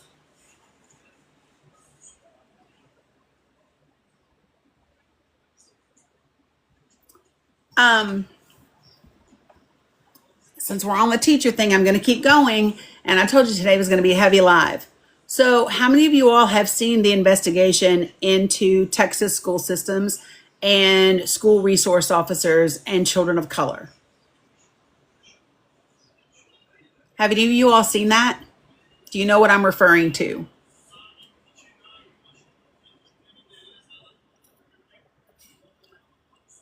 Cheryl, I am not surprised that you have.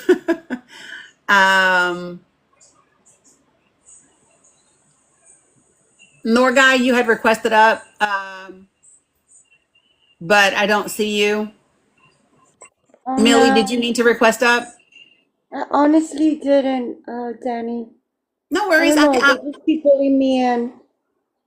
But my answer is no. I haven't heard of it. Okay, no worries. I got you. Appreciate you. Thank you. You're welcome. Okay, so all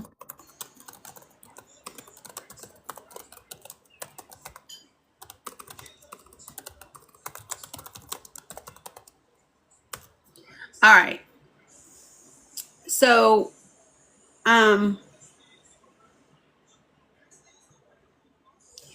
after the Uvalde shooting in 2022, Texas mandated that school resource officers be put in every school. Billions of dollars have been spent.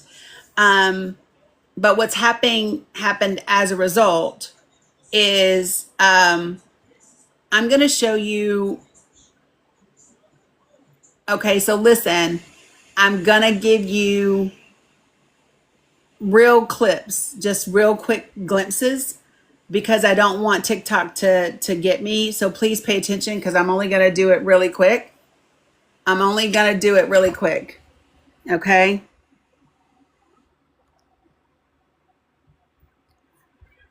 Whew. Okay, so very quickly. Watch real quick. That's a student. Watch.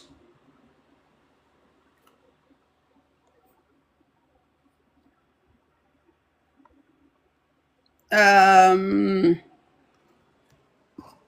you all see it? Did you all see her knee? That student, that school resource officer, have that student? There are quite a few of these videos that have been obtained in a New York Times investigation. There is another one. This is across Texas. This is another one where a fight broke out at a school. An officer yanked this boy off his feet and slammed him into a metal cart. So again, brace yourselves and be ready. I'm going to do this really, really quickly. So I need you guys to work with me and pay attention.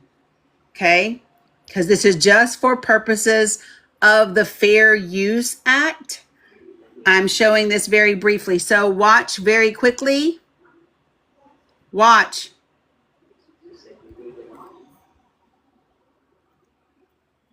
Did you see it?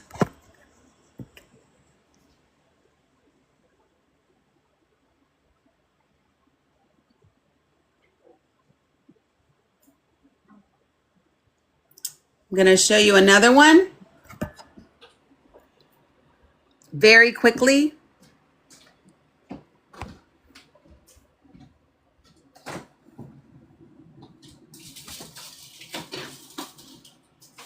Knock that baby out.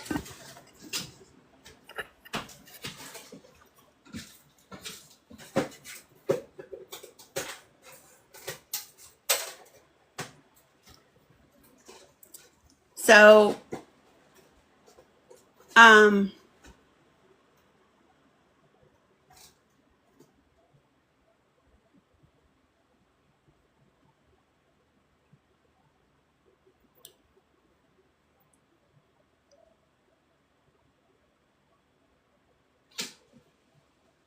my thing is that a lot of times these things are happening and parents aren't being told about them.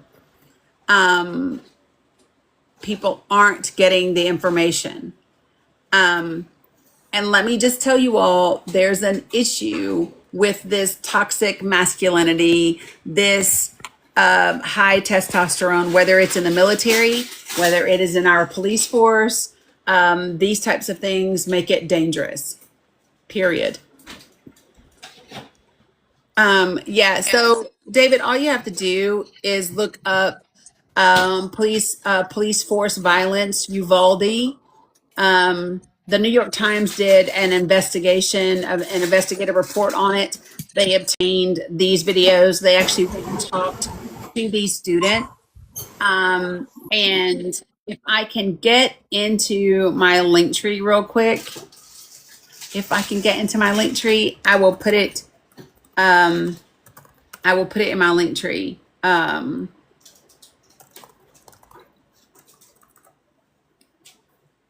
Yeah. So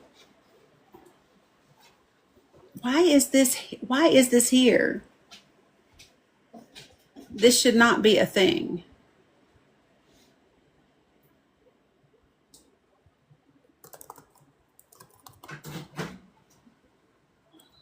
I'm going to try to see if this works. If not, I have to get out my other computer, y'all, because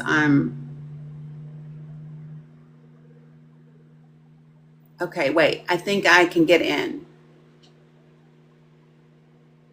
So here's what I'm doing. I am going to add the link to this document that I'm just showing you right now, the videos that I just showed you.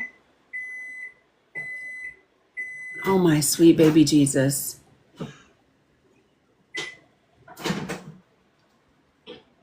Give me a sec.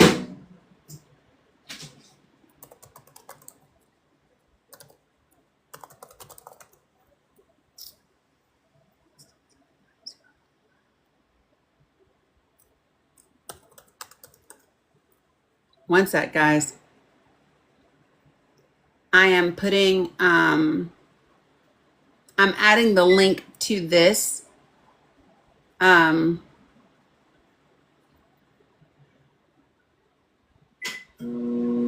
my God, stop.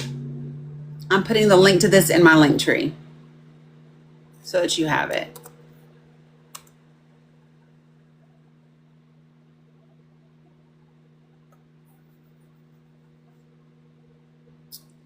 And it is going to be in the link tree directly under the Project for the People info. Okay. All right. Renee, did you mean to request that? Yeah, I did. Hi, Danny. I was taking myself off mute. I got you. That's just so disturbing. But I'm feeling like, I'm a person. I come from a very ethnically diverse background. I live in San Francisco, and it's really disheartening to me that I am now like all these things that are going on, like not wanting to trust white people. Mm-hmm. You look at what happened to Nolan, with he just, had white friends, and that happens. So, and then the young woman who went on a date with the white man, and she was unalived. And so I don't trust him anymore. And I'm really having to look within myself and because I don't want to feel that way either, but I feel like they're dangerous and I don't know who to trust. Like, you know what I mean? Unless you're already in my circle, like, I don't know if I should trust you. And that's sad. And that's just really what I wanted to say. Yeah, I think that for me, what have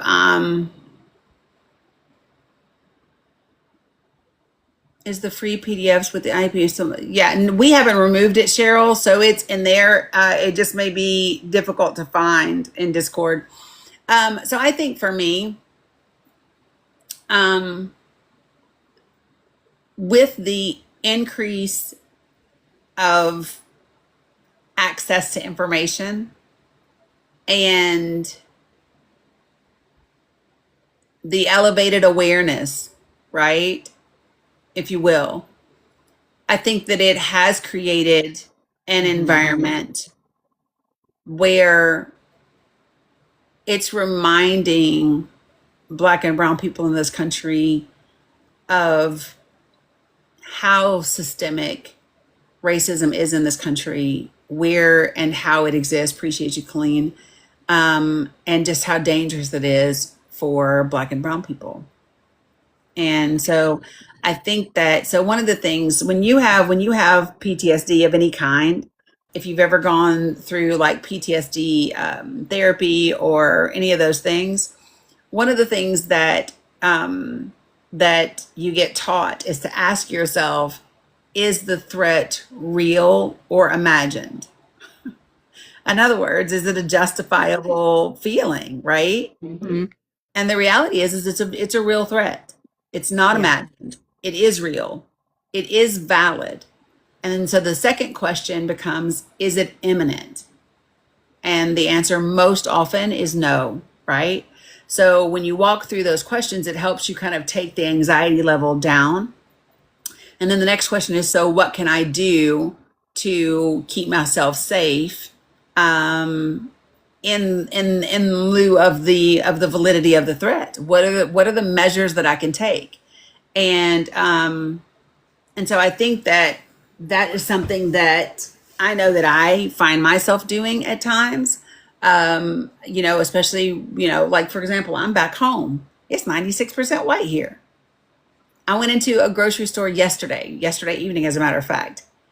And ugh, so I go in and I go to the right and I go down this aisle, and literally not 90 seconds later, you know how you just feel like you're being watched? I turn around and look, and the store employee has come over to that side of the aisle, and he's not doing shit. He's just looking.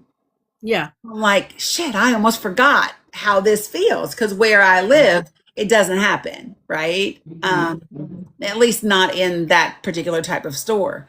And so it's definitely saying, damn, that's a thing. I forgot that's a thing. Yeah. Yep. So yeah.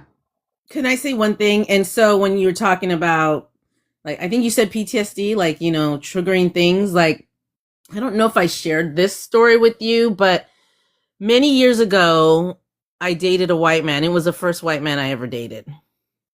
And he broke it off maybe after 2 or 3 months, and whatever, I moved on with my life. Years later, I see his face plastered on our local news that he was fired or let go because he was a keynote speaker or was supposed to be a keynote speaker at Charlottesville. Ooh. So he is now a white supremacist. I don't know if I could say that. He literally actively right now has a podcast spewing disgusting things. And so when I saw that, it really questioned me. Like, I thought I could trust this person. You know what I mean? So now moving forward with the climate that we are living in, I think back to that. Like, where did I not see that? Do you know what I mean? Uh-huh. Yeah, 100%. So I get that. I get that's that. where I'm at. Yeah. So anyway. Yeah, I think so. There's so I forget, and I don't know that I can get logged into it. But let me see if I can. Give me a second. So this morning there's a prominent, well-known individual that I follow, a couple of them actually, on Facebook that are Muslim. They practice Islam. And oh my gosh, I wish I could find I wish I could find the post right off the bat, but I can't. But anyway, he said he had screenshots, and he the screenshot that he had was, I fit that description. What description is that, Dad? And please don't type in all caps. All caps are reserved for my folks that are vision impaired and for my moderators. See, it says it right there. I have folks with vision disabilities. So don't type in all caps. But I did invite you to the panel. I fit what description exactly?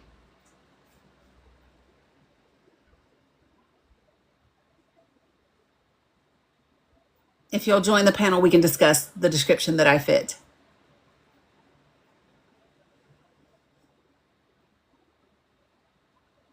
I mean, surely if you're in here and you're typing in all caps, that means you want my attention. So you now have it. And so surely you must be strong enough and man enough to come discuss your comments.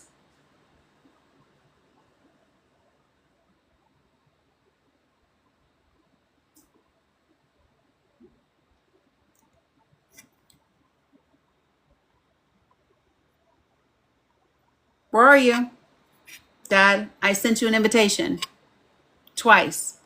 Join the panel. Let's talk about it. You wanted my attention. You have it. You typed in all caps. He's not a bot. Look at the followers, Kenyatta. He's not a bot. I checked.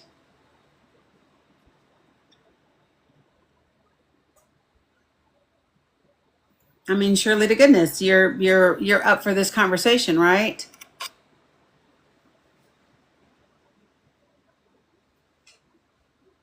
You typed in all caps. You wanted my attention. You got my attention. You said I fit a description. Surely, whatever you mean by that, whether it's Islamophobia or whether it's being a racist or whether it's being sexist, right? Whatever you meant, surely you want to have a conversation about it. You got to be proud, right? No, I didn't think so. So anyway, so he put up a post and he said, "This is my inbox right now." And the what he put up on his profile was a screenshot of the horrific message that was sent to him via Messenger, and the profile, one of the posts from the man that put it up. So the man that sent him these very vile comments has a post of him and his wife, who happens to be a black woman, working out together. And in this post, in this message that he has sent via Messenger, it is the most vile, racist, Islamophobic rhetoric, literally saying that he wants to unalive them all Muslims, right? Which we could talk about the Utah man, the white Christian Utah man that stabbed a Muslim 15 times after simply asking him, "Are you a Muslim?" Could we call him like a jihadist, a Christian jihadist? Could we call him that, please? Could we call him a Christian extremist? Can we call him a Christian terrorist? Because he is. He literally said to police, I want to kill all Muslims. And guys, this is in the last week or so. Wow. Have you all not seen that? I have not. So I'll let me bring in some. So folks, when I bring you to the panel, put yourself on mute until I get to you. But I believe he's in Utah. So give me 1 second. Utah man stabs Muslim 15 times. Yep, Salt Lake City, Utah. The defendant is Peter Michael Larson. He was charged with 2 counts of first degree attempted aggravated murder. Those are the charges. And it's from July 17th. And whoops, hold on 1 second. And so, yeah, he was charged with 2 counts of first degree felony attempted aggravated murder because not this past Monday, but the Monday before at the Valley Fair Mall in West Valley City.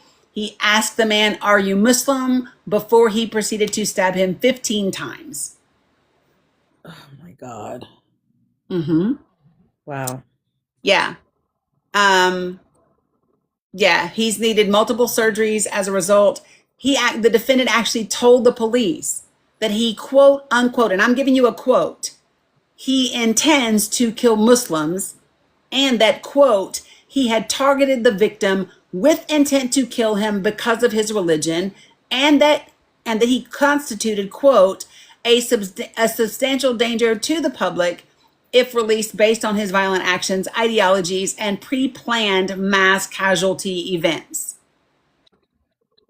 Wow.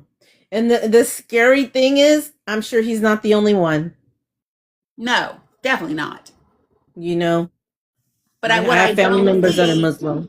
Right. What I don't see is legislation in Congress to protect Muslims, because we certainly had it to protect Asians after the mass pew-pewing at the nail salon in Atlanta. Right. Yes. We had it.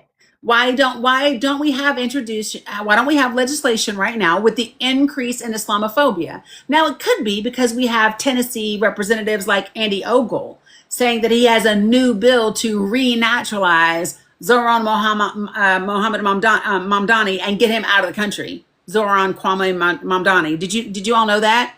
Andy Ogles, who is an absolute Islamophobic bigot, says he has a bill to do that. Give me a second, Coke.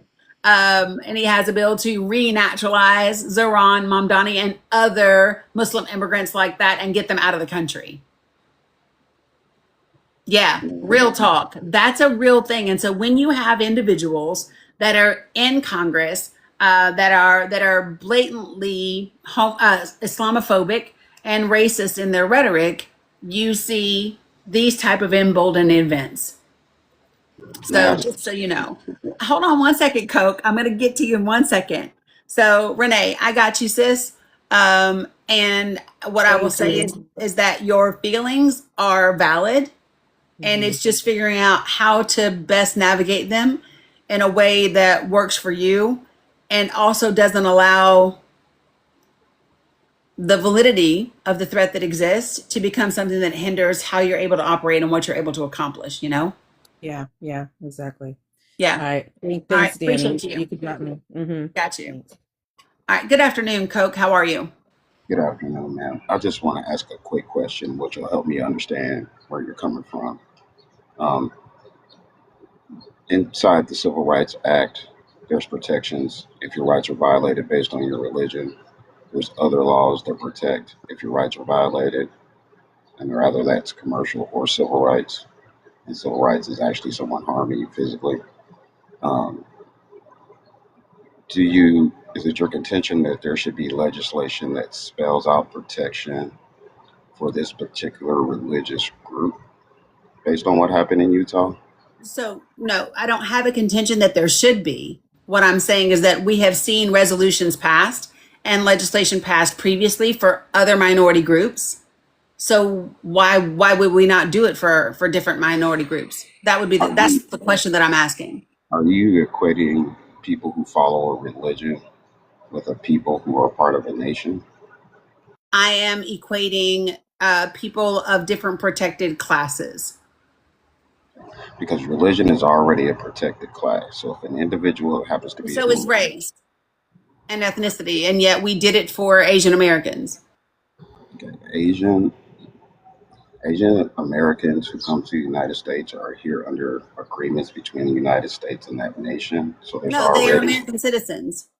I'm talking okay, about Asian American citizens. So this is what that I'm part, saying. and they're protected as well. What I'm saying is, what I'm trying to understand is, because we both agree that there's already protections for individuals based on their skin tone, based on their nationality, based on their uh, religion, and based on their gender. So we already know that there's protections in place for it.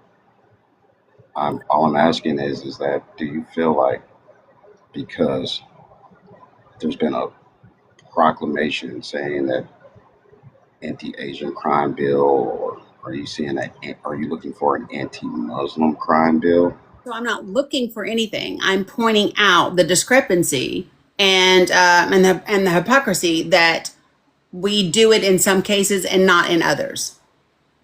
They're already protected based on their religion. I'm aware, but what I'm telling you is that we've still done it for other groups that are already protected. But an Asian group is not protected based on their religion. They're protected based on their immutable qualities and their national origin. No. They're not protected on what makes them by what makes them quote unquote Asian. So the qualities, no, that's not. No. Their culture is not a quality. Their language is not a quality. So languages are not protections. I didn't claim Nowhere in the it. Civil Rights Act does it say It that could be a people who protection. hold on a You're second. conflating. You're No one. conflating. Hold on one second. Please don't I didn't, interrupt. hold Don't on. talk You're over. conflating. Please don't talk I'm over. not, but I gotta But let you you. are. I can't let you conflate. So I can't let you talk over me because this is not your I line. understand and I respect Okay, that, so but I stop can't let you speaking. conflate. So the point that I'm making is that nowhere in the Civil Rights Act does it say people are protected because they speak foreign languages. It doesn't say that.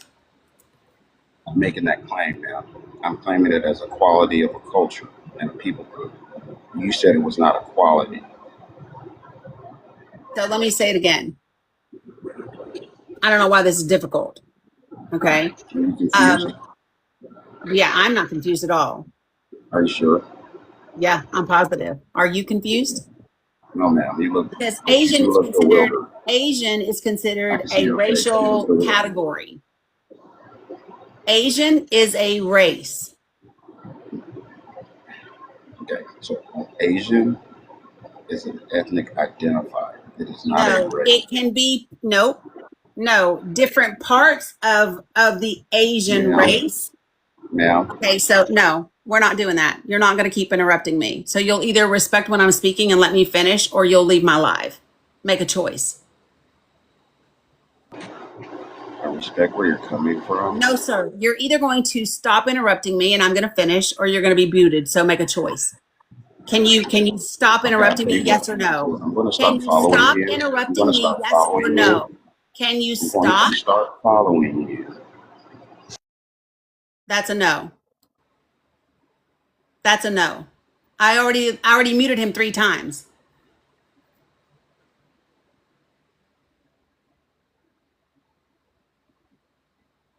I already muted him 3 times, and he kept unmuting to talk over me. Yeah. So listen, I don't care if you follow me or not. If you are disrespectful, period. So Asian is a racial category. So the point that I made is very simple. We introduced new legislation for Asians in this country after the mass shooting in the nail salon in Atlanta, Georgia. Right? So the point that I am making is if we are seeing attacks increasing around Islamophobia, right? Why are we not doing the same things for those individuals? Because religion is a protected class, just like race. That was the point. It's not hard, it's not difficult, unless you are trying to be intentionally obtuse. Period.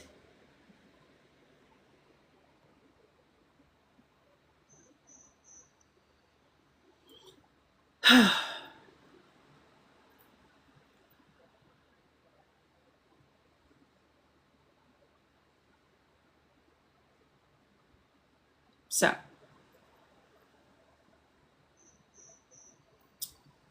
so the point that was the entire point. Okay, folks, not difficult at all, in my opinion. So do me a favor, folks. Can you check to see if you have requested and if you are in my queue? Sometimes I know that happens because people are tapping, right? And so before I bring people up to the panel, I want to make sure that you intended to request to come up to the panel. I got you, Alice. Alice was an accident. I've got Sheila, 22, Antifa Barbie, and Ask Me I Know. Cool Beans. Nope. Yeah, Cool Beans. And Elizabeth Zavala. I have you guys that have requested, and I'm double checking to see you requested this time. Yes? Okay. So when I bring you up to the panel, do me a favor, put yourself on mute until I get to you, and then we can have the conversation. Okay?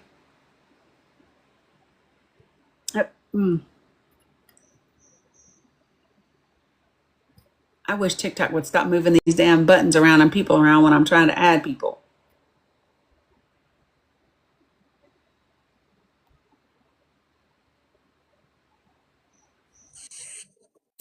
Elk, you just sound silly. It is so sensitive, Cam. 100%.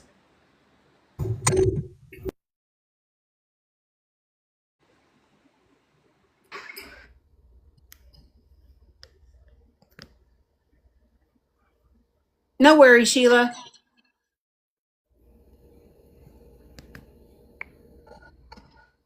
I agree, Cam. 100%. Okay, got you, Barbie. No worries.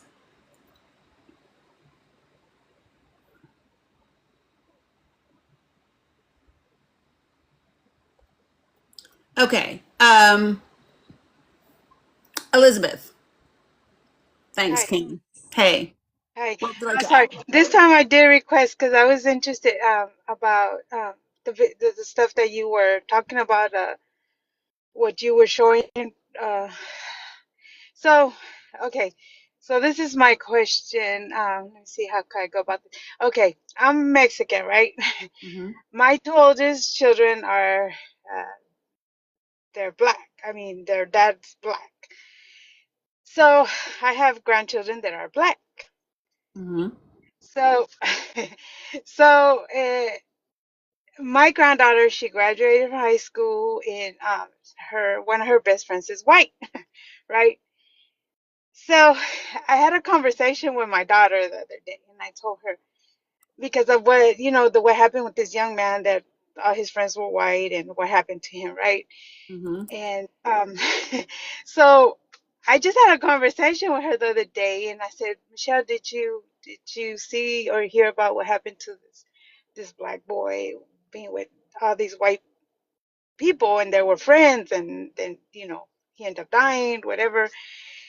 And I said, Michelle, do you trust Charlie's mom and their family?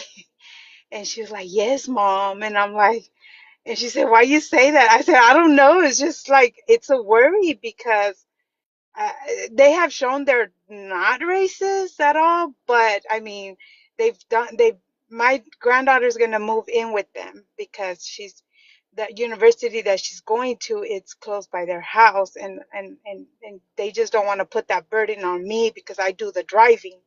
taking them to school all the time. So they asked Camille if she wanted to, it's okay that she's welcome to move in with them, and they already bought her bed, they already, they've done a lot of things for her. So I don't know, I just have that concern because she is black, and it does concern me, and I don't know how to talk to them about stuff like that because I'm not black, I'm Mexican, like, so it's kind of difficult. Yeah. Yeah. So let me ask you a question, because you said they've shown themselves to not be racist, right? Yes, they have. I mean, So in what ways? yeah. What have they done Well, that indicates to you they're not racist? mm, well, I feel they're not. I'm gonna be truthful. I feel they're not, but like again, I still have my doubts because deep down inside, I've seen that it has happened that they end up being racist at the end of the day. And that's Right. what I'm worried about my granddaughter because she's such a good kid. And yeah, I just don't want nothing to happen to her. Right, and I hear you. So, but so there's a reason why I'm asking you this. What makes you think they're not?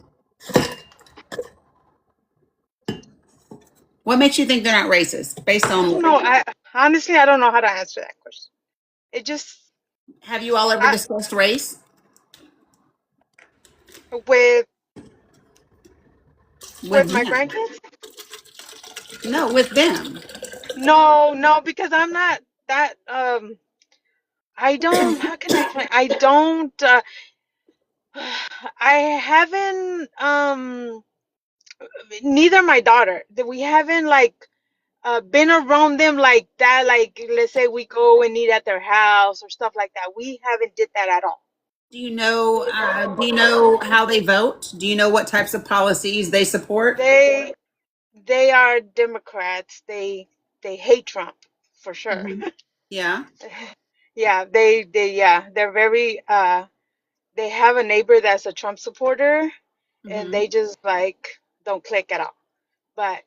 But this is what my So, granddaughter tells me because I know that her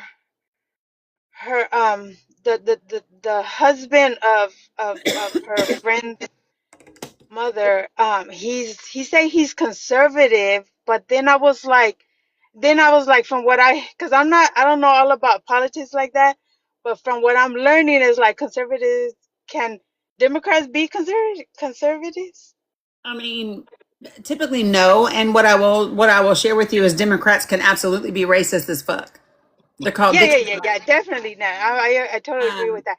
So yeah. that's where I'm So confused at because he said he's conservative, and and I did ask him that question. I was like, you say you're conservative, but you don't did like you ask him in what Trump. I way? don't know. I'm just confused. Yeah, I'm just Yeah. confused. So, like, I would just, so for me, if it were me and I had those types of concerns, I would legitimately address it straight on.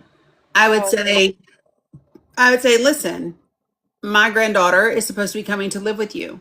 I've heard you say that you are conservative. I've heard her tell me that you're also Democrat and you don't like Trump and all of that.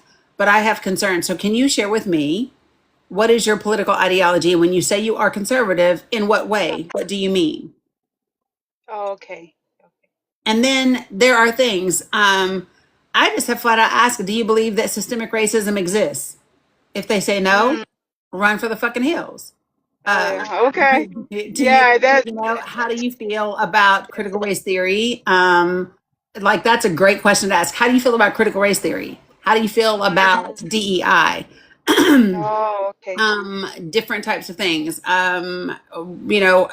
Did you all participate in the Black Lives Matter movement? Mm, What do you think that means? And, asking those types of questions can pretty much tell you right off the bat what you're dealing with, yeah. right? Yeah. Because white people that really get it know that it's not enough not to be racist. You have to be anti-racist. Mhm. Mhm. Okay, that And if is they a don't want to very answer those questions, that's an answer. okay. Yeah, definitely. Yeah, you're right. Yeah. If they don't Yeah, want to answer the and I questions, want that's to an I answer. want to tell you right quick about I have my oldest son he moved to Michigan, right? And they live in I mean, he said, "Mom, there are nothing but Trump supporters over here, right?" Mm-hmm. So, my son has a heart condition, so I had called my daughter-in-law to ask her questions about my son because he doesn't tell me the whole truth. So, she told me that my grandson had a friend to stay over, right? And he's a little white, like a white boy.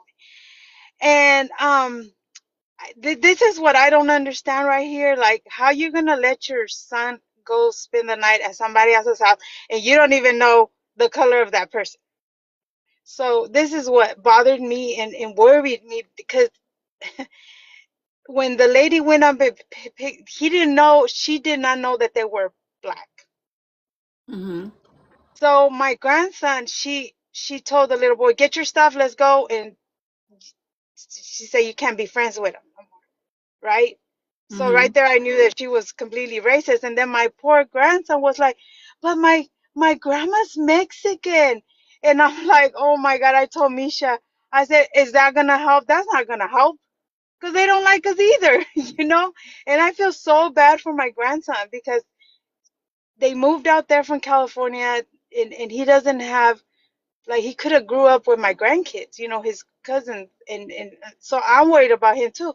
But there's so much I can't do. I can't do really nothing, and yeah, that it is just it just worries me because of everything that's going on. Those videos that you showed, and it's like, yeah, it's crazy. I worry about my grandkids simply because they're black, and it doesn't matter that I'm Mexican because we're on the same boat. We're Right. on the same boat. Yeah. I mean, there's lots of different places of intersectionality that people need to be aware of. And let me see if I can change this. um, and hold on. I am making sure that I do not have something set on here because it's not my friend right now. But yeah, so the places of intersectionality are important to know of, to be aware of, and so to be honest, we have to start having very difficult conversations with our kids a lot earlier than other groups of people do. And I hate that, but it is true, and it is something that can't be avoided. You can't pretend and act like it's not a thing because it's a thing. Yeah, it Um, is. It is. yeah, it is a thing, 100%. Hey, So the only thing I have told my grandson, especially now with also what happened with Carmelo Anthony, I told my grandkids just please like be in your best behavior, especially when you're around these other people because you know he, they know about the case of Carmelo Anthony. So it's like I just like I just give them like the advice. If you have to defend yourself, you defend yourself. But if you could prevent any type of you know like I don't like them to like fight or nothing like that, but I always told them you have to defend yourself.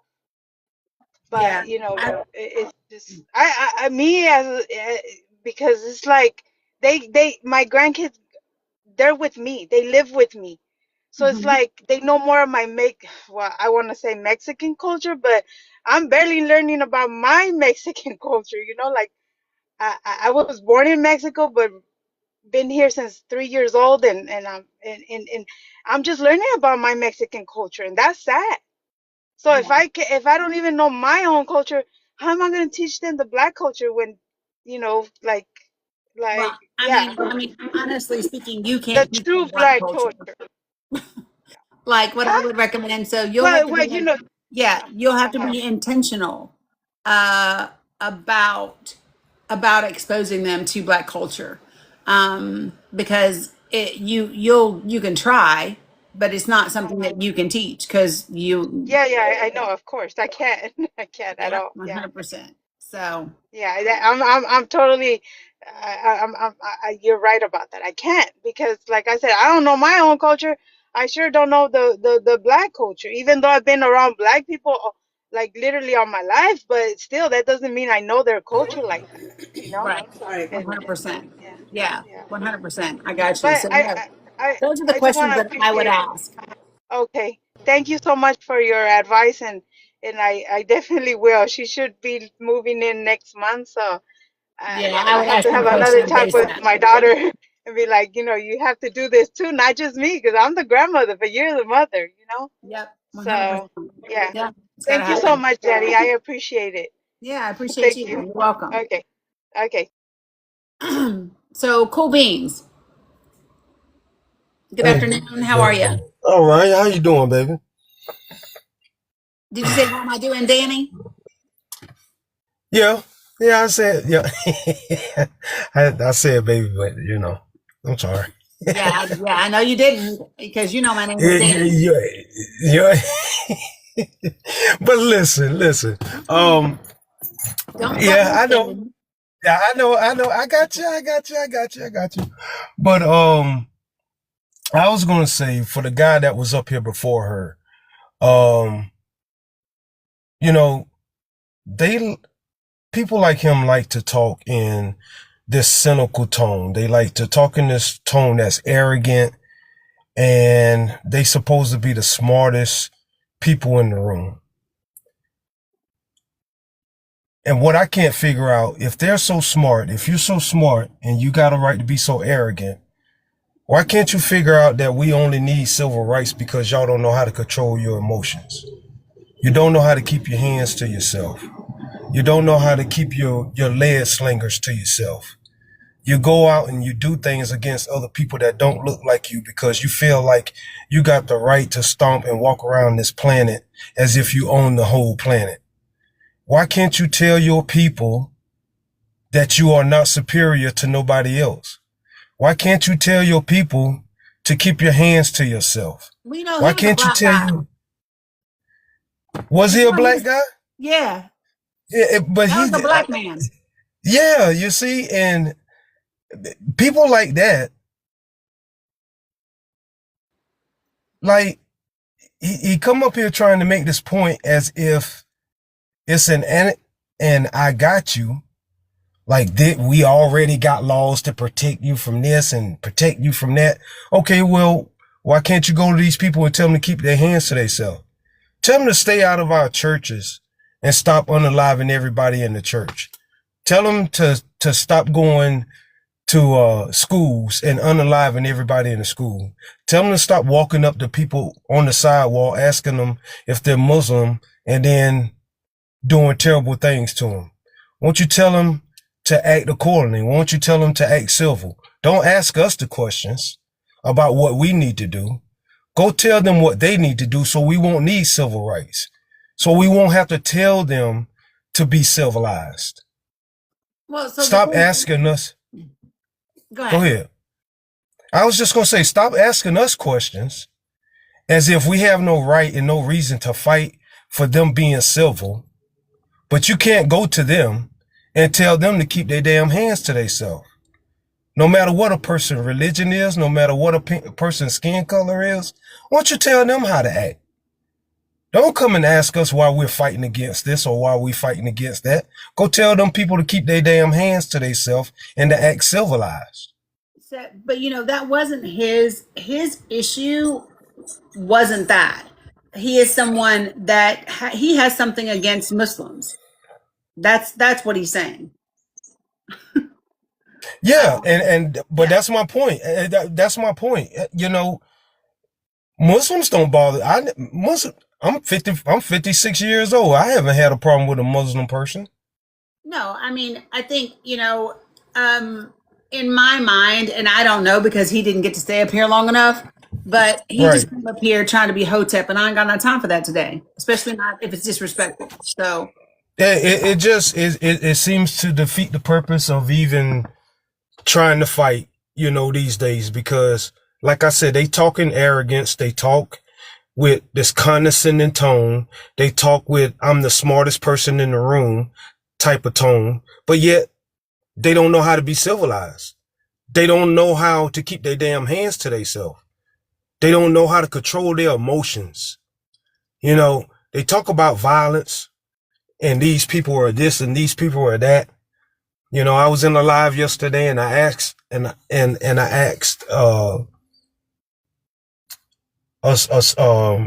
person that was on the panel. They call her Digital, and I know you probably know Digital by now, or you don't. Okay, well, okay, well she, you know, she's highly intelligent. But I asked her if there was a time that dark-skinned people, whether they've been Mexican, whether they've been black, whatever, have we ever gone to a predominantly white piece of land, took some people from that land, took them to another land, colonized that land, and enslaved that culture? We've never done that. Mm-hmm. But they have done it to us. But yet we're the violent ones. We're the ones that are so terrible for the planet. We're the ones that's so terrible for the world. But they have done things that we've never done. I say there are bad people in every race, and I'll keep saying it. But there are some things that European people have done that a lot of other people haven't done. So if you're so smart, teach your children, teach your family to keep their hands to themselves, be civilized, and stop hating people for no reason, especially people that you don't damn know. And you won't have a lot of these issues. Yeah, so I tend to stay away from the word civilized because that is a European colonizing word. Mm-hmm. I don't use the word civilized because what colonizers and what Western countries believe is civilized isn't civilized. I don't believe that it is civilized to be the quote unquote richest nation in the world and have homeless children, hungry elders, elderly people dying in inhumane conditions. Like I don't believe those things belong in a civilized society. So Right. I don't use their terminology for the way I think that we should govern ourselves. I think that we Right. should be I think that we should operate from a place of humanity, period. And if we operate with a golden rule, then that will take care of the rest of it.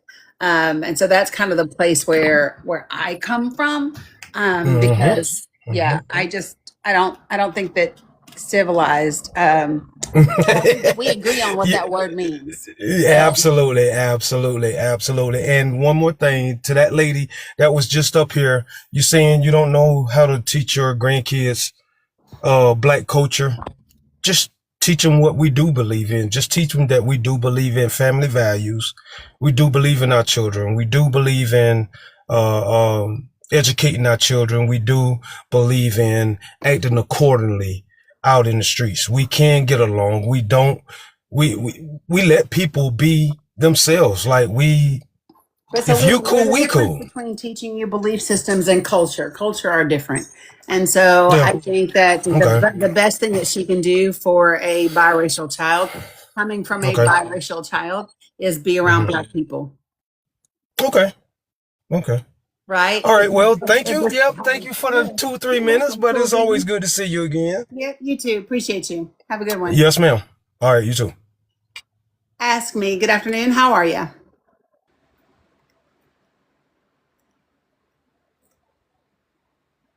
Hey, Sean. Good to see you. Dani. Hi, Miss Dani. Thank you for having me on your panel.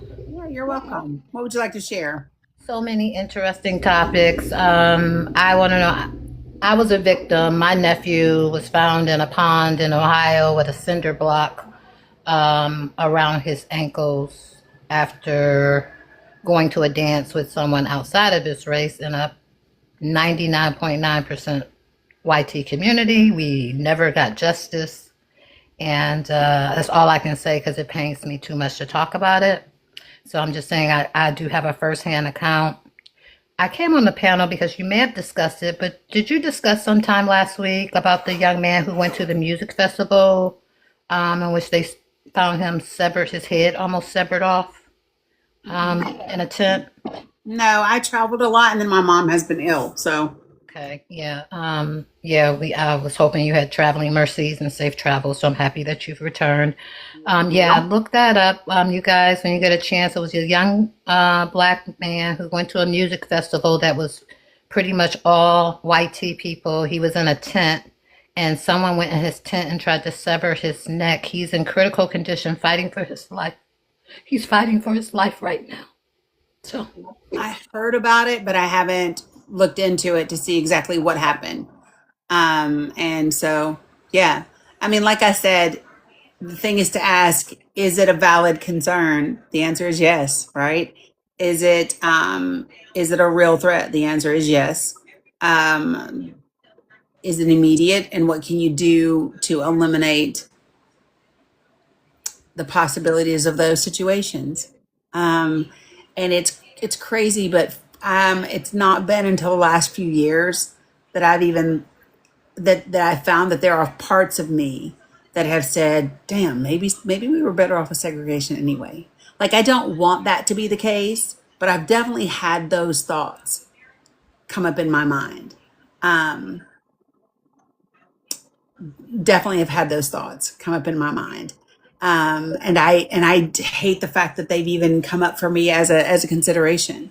Um, yeah, but yeah, that's the catch 22 too, because the moment that they see progress, like they're seeing right now, I want us to wake up. We are our progress.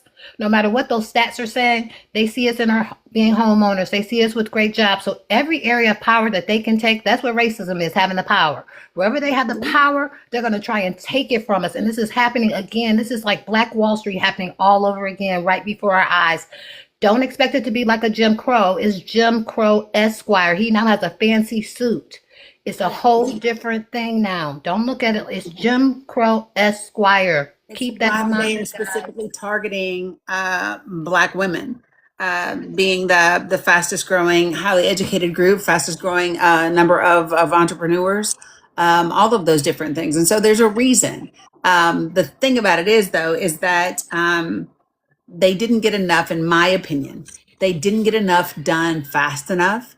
And they needed an individual with no shame who would be willing to implement anything that they asked.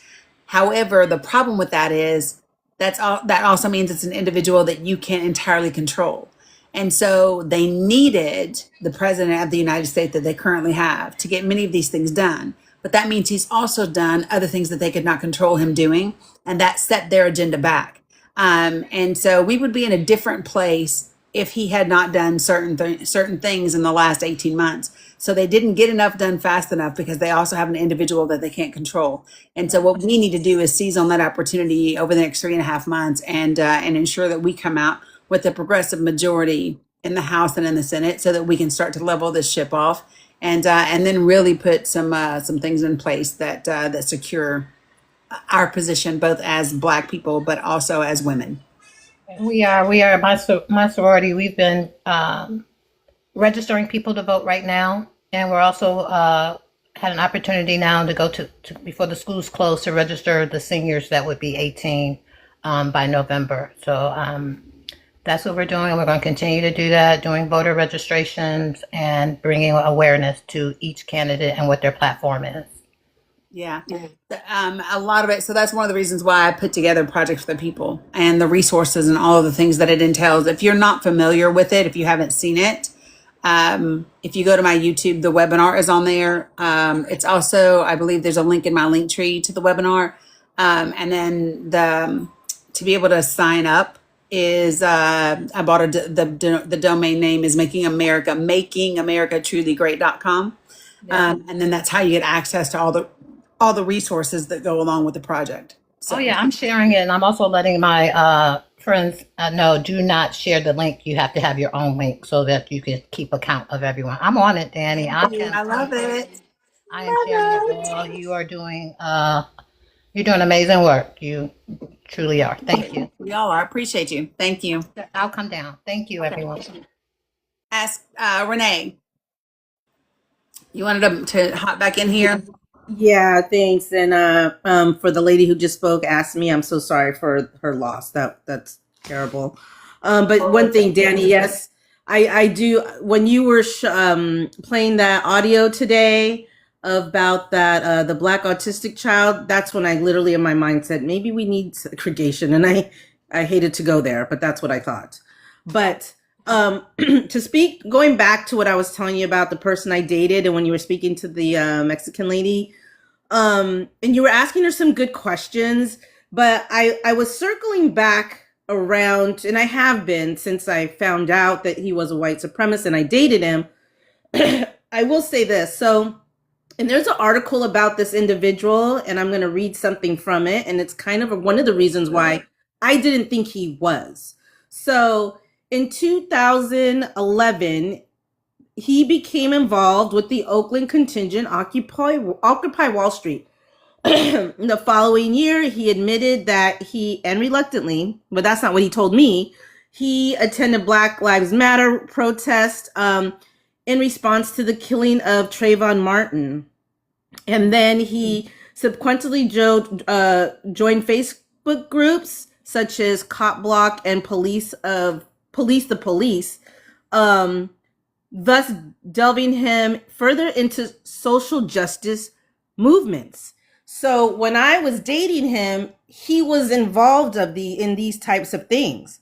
So for me, I didn't see it. I mean, we went out in Oakland. We went to Chicken and Waffles, and it was predominantly black. I never got any like weird vibes. So I guess my point is, yes, we can ask certain things, and those are important. But what I think happened, I do remember he told me that his father was extremely racist. But when he told me, he's like, I didn't agree with my father. Like, and because he was from Connecticut. And so now looking back, can you guys hear me? Yeah. Okay. So now looking back, I'm like, and then when the Trump administration happened, I'm like, maybe he got radicalized. Maybe his father's like, I don't know. But so again, sometimes we can ask the questions and we just might not know. Do you know what I mean? Yeah. So I just warn people to be very careful. But I will say that I'm going to give this article, and I'm only saying his name because it's public. He has a public podcast. His name is Johnny Monoxide, aka John Ramadetta. And this article about him I found on splcenter.org. So that's the Southern Poverty. So SPL is the Southern Poverty Center, just so you all know. Okay. So Southern Poverty Center, they are amazing, and they're actually who the Trump organization has tried to sue and slander and all these types of things, because they do investigative work. So if you remember when the Trump administration just in the last 2 months went after the SPLC, and it was like, oh, they gave money to the KKK, when in reality what they did was they had people that were informants, right, and that were undercover and so forth. And so the Trump organization is trying to say that they were part of those organizations and they financed them, when in reality it was investigative work for civil rights. And so we do a lot of tracking for social justice, racial justice, all of these different types of things. So they have extremist files, they have a hate map, a hate watch, a tech watch. They do a report every single year, the year in hate and extremism, and for 2025, they have a case docket. So they are full of lawyers. And they actually argue cases in court on behalf of racial and social justice issues. So that's who the SPLC is. They are fantastic. Thank you. Yeah, you're welcome. I didn't know that. Yeah, so I would say fantastic. Look it up if you're interested, or if you're not. But people out there, don't date him if you're a person of color. So anyway. the thing that I really want people. So one of the things that I really am fond of is their hate map. You can look it up by state, and you can actually see the different hate organizations that are in your state, what makes them be classified as such an organization, right? And so like in it tells you how many there are. So like in the center of Tennessee, Nashville, there's 18 different groups. Some of them are anti-government, anti-LGBTQ, anti-Muslim, general hate groups, KKK groups, militia, neo-Nazi, neo-Volchik, racist skinheads, sovereign citizens, and white nationalists. And they're all there. So this is the SPLC, Okay. guys. Go to Thanks for saying that. splcenter.org. Yeah. Okay. Okay. All So right. anyway, that's all I wanted to say. Thank you. Okay. You're Bye. welcome. Yeah. So, so all of it is really, really important, folks. Kimchi, don't worry about if I'm a man or a woman. You're not my type, beloved. It's okay. You're not my type. Okay. So, let's see what else.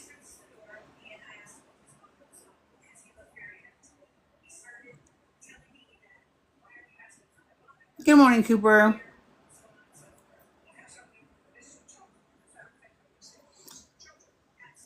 For those of y'all who maybe you just don't know, nobody ever told you.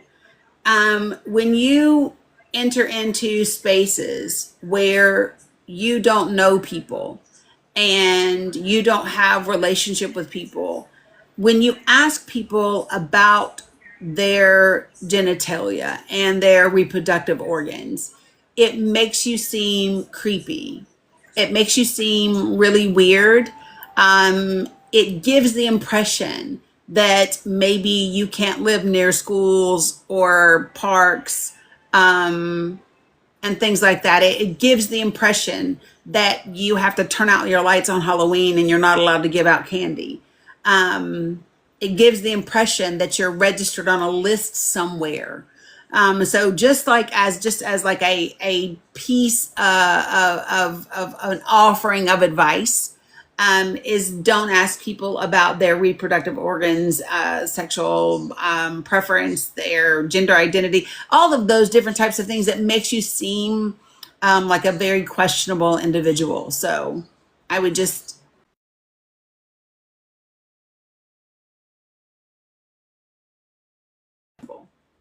Mom, can you let Anaya know I'm live, please? So just, I'm here to help, I'm here to help. All right. So, I'm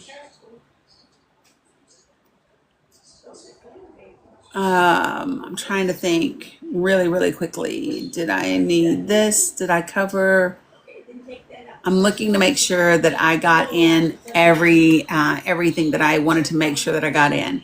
So what I'm going to do now is, I don't know, folks, when I bring you up to the panel, put yourself on mute until I can get to you, please. And then we'll just kind of see, how this goes. Yeah, it's just very weird.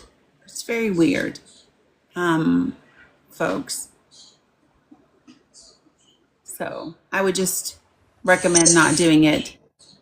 It makes you seem incredibly questionable as an individual. Azel Arts, good afternoon. How are you? Good morning, Dani. Yeah, I can't stay up here long. What I wanted to say was that several things.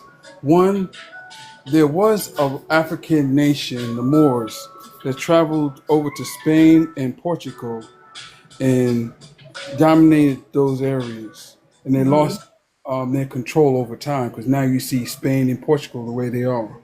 Okay, that's one point. The second point, about the Mexican woman, I saw a video on Instagram, and there was an interview of a Sun Dodger woman that's in her 50s. And she was asked, how do white Sun Dodge people feel about black people? And she explained it all from a personal standpoint. And it took me to the sense of that they don't like to be ahead. It's like, it's competition and there's always a winner and a loser. They don't like to lose in anything. And that's the way she put it. But she identified each particular situation. She put it where when black people congregate on a panel, they don't like that. They want to break it up. When they excel in education, they don't like that. They want to diminish it. When they open businesses and they can't, they want to cut it down. All these areas she identified, which I dismissed. I said, come on, this is normal behavior, like you're taking in a sport. We're all lined up. Who's finished first? Hey, you're first. Next time I got to try harder to beat you. They don't know. They're not going to beat you to get stronger. They're going to beat you in making you limp where you can't race no more. That's their way of thinking. So the moral of the story is when you're around them, you don't know what they're really thinking when they're cornered, just like an animal. When you corner an animal, they go back to their instincts and they're going to attack. You just don't know how they're going to do it. And that's what people are. But they're naturally going to attack on any level that they can because they're in control. We're not. And that's one of the things that we don't understand as black people because we don't act this way. We're on the defensive side. We're not the aggressor. And that's what we fail to recognize. It's like we're not always on guard. We're relaxed. You've been in the military. You understand when you walk into a room that you're unfamiliar, you're not relaxed. You're on guard. You look for the exits and stand your back against the wall. You're just not going to go in there blindly. You have foresight. That's the way they act. In that sense, where we're relaxed. And my final point was I was watching a documentary on Las Vegas, and this was shocking to me. Early days of Las Vegas, Sammy Davis Jr. Everybody knew Sammy Davis Jr. And there's the time when he was doing his residency in Las Vegas. When he started, he thought he would stay in the hotel that he was doing his residency in, which was on the Strip. They said, no, you got to go on the west side. The west side was where all the blacks were. And nobody talked about that. So it came Nat King Cole, all these guys that was doing residency down in Las Vegas, they would perform, but have to go on the west side to live. And it was all the black people's side. So then they started to say, hey, we can't even go over to the Strip to party because they were outlawed. They couldn't go in there. So a Sun Dodger that had money said, hey, I'm going to open up a casino in the west side because black people have money. Now, this is the interesting part. He opened it up and employed all black entertainers, everything. It was top notch. And it mimicked the Moulin, I forget my pronunciation, was a French casino, Moulin Rouge. And he copied it exactly. It went off so well. The people on the Strip, white Sun Dodgers, were going over there to see the shows. It was so a hit that the main casino owners start to see the competition. Now, mind you, this was run by Sun Dodger, not by black people. They were doing the entertaining. What came down, they realized what was going on. They shut that whole place down in 5 months. Yeah. 5 months. They were shut down, and you can't see it no more. They have monuments of it, but that was how quick they acted on it. Yeah. Black excellence. And I'll stop there. Yeah, listen, black excellence has always been something that white people historically have recognized, folks. I keep telling people white people are not scared that that white people will realize how great black folk are. They're scared that black people will find out how amazing black people are because white people have always known it. It's why they own the sports industries and the entertainment industries and the whatever, right? Black talent, black excellence, black ability has never been a secret to powerful white people. They've always recognized it and then wanted to be in charge of it. Therefore, it could not become a threat to them, in my humble opinion. So, just saying. But appreciate you, Azel Arts, very much so. I'm gonna go Island Boy and I'm sorry. You can drop me down because I'm gonna I have to got take you. off. Thank you. Um, So I'm gonna go Island Boy and then Bobby, and then next I want to share with you. And it's funny, Renee, that you brought up the Southern Poverty Law Center because I had a report pulled up yesterday to share with you all that I didn't get to. That I still had pulled up today to talk to you guys about, and it's from the Southern Poverty Law Center. Their Hate Watch staff. They do an annual intelligence dispatch report, like a project dispatch report, and they did one in December of 2025 that I have pulled up to share with you guys. So, Alan Boy, what's up, my friend? How are you? Hey, how you doing? Yeah, I've been a busy couple of weeks, work-wise and family-wise. So I've come up in a minute. What my brother was saying there, I agree with him to a certain degree about they don't like to see us congregate and stuff. I've witnessed that my entire life, and I've made quite a few videos talking about that particular microaggression. It's a macro and microaggression, believe it or not. You know what I'm saying? Yeah. Ah, because and I'll zoom in on one micro application of what he's saying. President Obama is arguably the reason, not his fault, but his existence and his frankly excellence at being a president, the type of president he was. I mean, with all the flaws that an American president is going to come with, I'm Yeah. using my words very carefully. All the flaws that an American president is going to come with, because an American president, each president doesn't come in with a clean slate. You know what I'm saying? Right? Right. So President Obama, with all his excellence, unlike previous times in American history, whenever black excellence becomes too pervasive for the white gaze or pervasive for the white comfort, and as he said, they don't like to see it. They want to hold it back. They want to destroy it. Unlike those previous times, President Obama was the president. He's the most protected person in the country. They cannot literally barnstorm the White House at that point and take him out. You know what I'm saying? Mhm. Right. They can't. They couldn't do it. So with this white gaze of like, you know, they cannot accept seeing black people doing things that they were told right from the beginning, from the inception, from the creation of the whiteness, that black people are not supposed to be able to do. They could not take seeing a black person perform way outside and above their white perception of black people.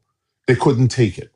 But in times past, when black people got too quote unquote big for their britches, when black people got past their place, when black people tried to establish countries where they were doing well, they would come in and knock it down because they literally couldn't take it, couldn't stand it.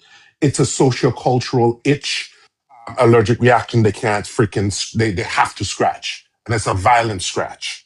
You know what I'm saying? Yeah. But with President Obama, they couldn't do anything to him. They had to sit and take observation and experiencing that black excellence for 8 fucking years. Correct. And it was too much. So that is why they said, yeah, I know he's a crook. Yeah, I know he's a thing. But Kamala reminds us too much of that. And we cannot literally take any more of that. That cannot be allowed to happen again. So we will take him. So he comes in there and he will wreck everything that the previous N-word did. So we can feel, so he can restore our perch, our perceptional perch up top of the black person, atop the darkies, atop the Negro. You know what I'm saying? Mm-hmm. Yeah. And there's one thing I'll say about his thing. He talk about we're relaxed. Well, I know what he was trying to say, but we're not quite relaxed. As Dr. Joy DeGruy talks about, we have a kind of post-traumatic slave syndrome. And I have it. I know I do have it. As a person from the Caribbean, hell yeah, I freaking have it. You know what I'm saying? We are very hyper aware. And as my wife and I like to say sometimes, we operate like if we're prey items, like we're prey animals. We have a well-honed sense of threat. When we're in a room, we walk into a place, and especially me, like we're the only black and brown people there, we are hyper aware. We do not sit with our backs to the door. We go to a restaurant and we go to a resort or something like that, to go to a hotel. Like my wife and I, we travel sometimes. Sometimes we're the only black and brown people, like out of a few that are there. And we're very aware. We're like prey items have that kind of threat analysis. Yeah. So I'll 100%. disagree. I know what he's trying to say, but I'll disagree with him slightly there. You know? Yeah. So 100%. I want to share something because it's funny that we're on this topic and how this topic has progressed. How many of you all are familiar with Dr. Frances Cress Welsing? If you do not know the name Dr. Frances Cress Welsing, put a 1 in the chat for me. I'm very aware of her. I have her books. I bet you are. Hush, you. But I love the fact that so many other people are not. I want to play a clip of an interview that was done with her shortly after you knew her, shortly after she was removed and fired from Howard University. I want to share this clip with you all, okay? About her. Hello, Raja. Love and miss you, friend.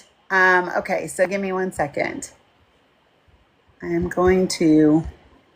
1974, while still at Howard, I heard a rumor that I was going to be blocked from promotion and tenure because of my views, not because of my academic work. And I went immediately to the Dean of the College of Medicine, Dr. Marion Mann, and I asked him, I said, Dr. Mann, I hear that I am going to be blocked from promotion and tenure because of my views. And Dr. Mann responded, to be frank with you, Dr. Welsing. Can you guys hear okay? This paper that you wrote, and I said, the Crest Theory of Color Confrontation. It's called the Crest Theory of Color Confrontation. Okay? The Crest Theory of Color Confrontation is the paper that she wrote. And this particular video, the question that she was asked got clipped. So I'm going to tell you what the question that was asked. The question that she is answering is, do you really believe that you were fired from Harvard University because of your paper that says white people are inferior to black people because they cannot produce pigmentation? That's the question that she's answering. And she clarifies the question while she's answering it. And it's just phenomenal. So listen. 1974, while still at Howard, I heard a rumor that I was going to be blocked from promotion and tenure because of my views, not because of my academic work. And I went immediately to the Dean of the College of Medicine, Dr. Marion Mann, and I asked him, I said, Dr. Mann, I hear that I am going to be blocked from promotion and tenure because of my views. And Dr. Mann responded, to be frank with you, Dr. Welsing, this paper that you wrote, and I said, the Crest Theory of Color Confrontation, he said, yes. He went on to say that it did not make sense for me to say that white people were envious of black people because white people lack skin pigmentation. And we went on from that point. But let me make one correction. My theory does not say that whites are inferior to blacks. I don't say that. I say that whites feel that they are inferior because they cannot produce skin pigmentation and because their status as, I say, a variant of albinism is genetic recessive to blacks, and they can be genetically annihilated by non-white people. That this is what causes that sense of inadequacy, that they have built a total behavioral system that is a compensation. White supremacy is a compensation for a sense of white genetic inadequacy. Did you hear that? I'm going to let her finish, but she said her theory is that white people feel inferior because genetically they are not able to produce the pigmentation that black people can. So as a society can be annihilated simply by the quote unquote mixing, right, if you will, of races. So I'm gonna let her finish, and then we can talk about it. So listen. You have been fired, in fact, because you have the temerity to say, theoretically, what you said. Well, let me just go. I look at that particular case as the case of Dr. Rubin, who the students had charged that he was negligent in his duties towards the student body. Now, all these charges have been washed away, but this was essentially, as I understand it, what happened. They alleged that he had done a couple of things that some people had said were racist, and also that he had been negligent in his Oh my gosh, why did it take away where we were? When that happened, it took away where I was, you all, and that ticks me off. Hold on. Because I want to.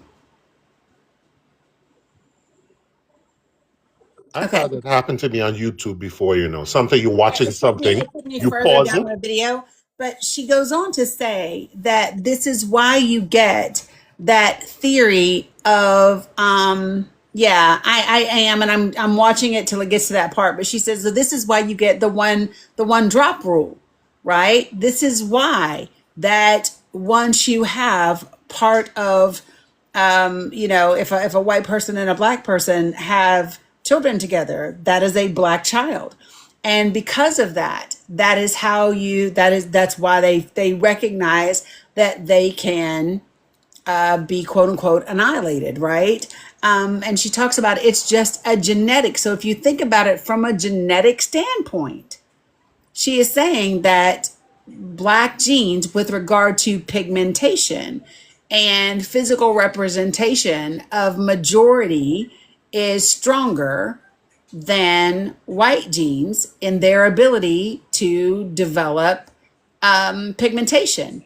And so, because of that, the whole system of white supremacy has been set up because of that feeling of being inferior and the ability to be erased as a group of people. I've described this before, right? The great replacement theory is based off, I think, that that impending, because I think it's impending, genetic annihilation, right? I look at it this way. Say you have a shallow bowl of water, of say maybe a purple liquid, okay? Okay? And you pour some water in the middle of that shallow bowl of purple liquid. You know what happens temporarily when you pour that water in the middle of that shallow bowl of purple liquid? There's a clear space where you can actually see the bottom of the bowl for a little bit. But guess what happens? The clear space, the clear liquid gets assimilated into the greater surrounding purple liquid, and then the purple liquid becomes homogeneous once again. That, you see, whitey people considered phenotypically white, are only about most 10 to 13% globally of the human population. Correct. And what's happening, and it's ironic too, because they spread out around the planet, colonizing everything, grabbing everything, and they grab all these resources and everything. And they were hoping that they have their little fiefdoms in Europe and America and be able to just stay there and have walls around their countries and just stay there and just reach out these little pseudopods and grab what they need from these darker tone geographies and take it back, like, like the blob, and just take it back. And they don't expect that the people that they took everything from, the surrounding 87%, won't find their way back into where they are. So in a means to be more capitalistic, modern means of travels were developed. We have the internet. We have, all of this stuff. And guess what? It enabled the black and brown people of the diaspora, of different diasporas, right? To return to basically follow where their centuries of their resources went. And what happens then? You have the slow annihilation of the purple color liquid, the slow assimilation of the purple color liquid, slowly gobbling up the white color, the light colored center. You know what I'm saying? And that's what's happening. And that's what they're afraid of. Because Cresswell is right. I'm sorry, because I've seen it in real life. You have a child with a white person, and especially if they're black. The child comes out, yeah, they're lighter skinned, but they have all the body characteristics and all of that stuff that the black person has. Correct. The black characteristics dominate more than the white characteristics. Because And that's just the case. You know what I'm saying? And that's how we got the one drop rule, folks. That's how they got the one drop rule, and they're afraid of it. And my thing is that, the weird irony is, they're afraid of that. And there's some, I don't want to, it seems like we're talking about, like, we're delving into the realm of, like, but this is genetics. The way they've acted towards black and brown people, the violence they've insisted and feel they're entitled to perpetrate on black and brown people makes their impending demise, right? Their impending reabsorption into the larger colored, quote unquote, global human community. It leaves us with, we're not going to be very sympathetic to your plight. Right. You know what I'm saying? We're not going to be sympathetic to your plight. We're going to be sitting back and watch as you get absorbed because you've been, frankly, an asshole. You've been assholes for centuries. You've been entitled assholes for centuries. So we're going to sit back and watch you slowly shrink. And there's nothing you're going to be able to do about it. And this is like the last gasps of a cornered animal, as my man that was up here saying. They feel cornered. You know what I'm saying? Right. Yeah. No, Mom G, I don't know who you're referencing. We're talking about Dr. Francis Cress Welsing. That's who we're talking about. Please Google Francis her. Cress Welsing. It's worth a Listen, watch. PBS did a 6-part series on her last year that you can watch. Literally, there's a ton of videos out there that you can watch where she's talking about like her, and even when she is being questioned about like genetics, and she said, listen, the things that I'm discussing are basic genetics, right? This is just a basing and then she goes on to say, she says, and more than that, it's not just like basic genetics. This is common lay knowledge that melanated pigmented genes that can produce pigmentation and melanin are dominant genes. Like that's just, we know that that's what happens. Melanin is a genetically dominant gene, and so she talks about that and what role she believes that has always played in the feeling, not the accuracy, not the legitimacy,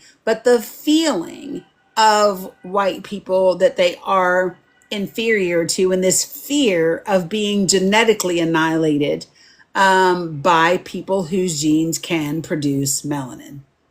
And so it goes along with kind of all the things that we are saying.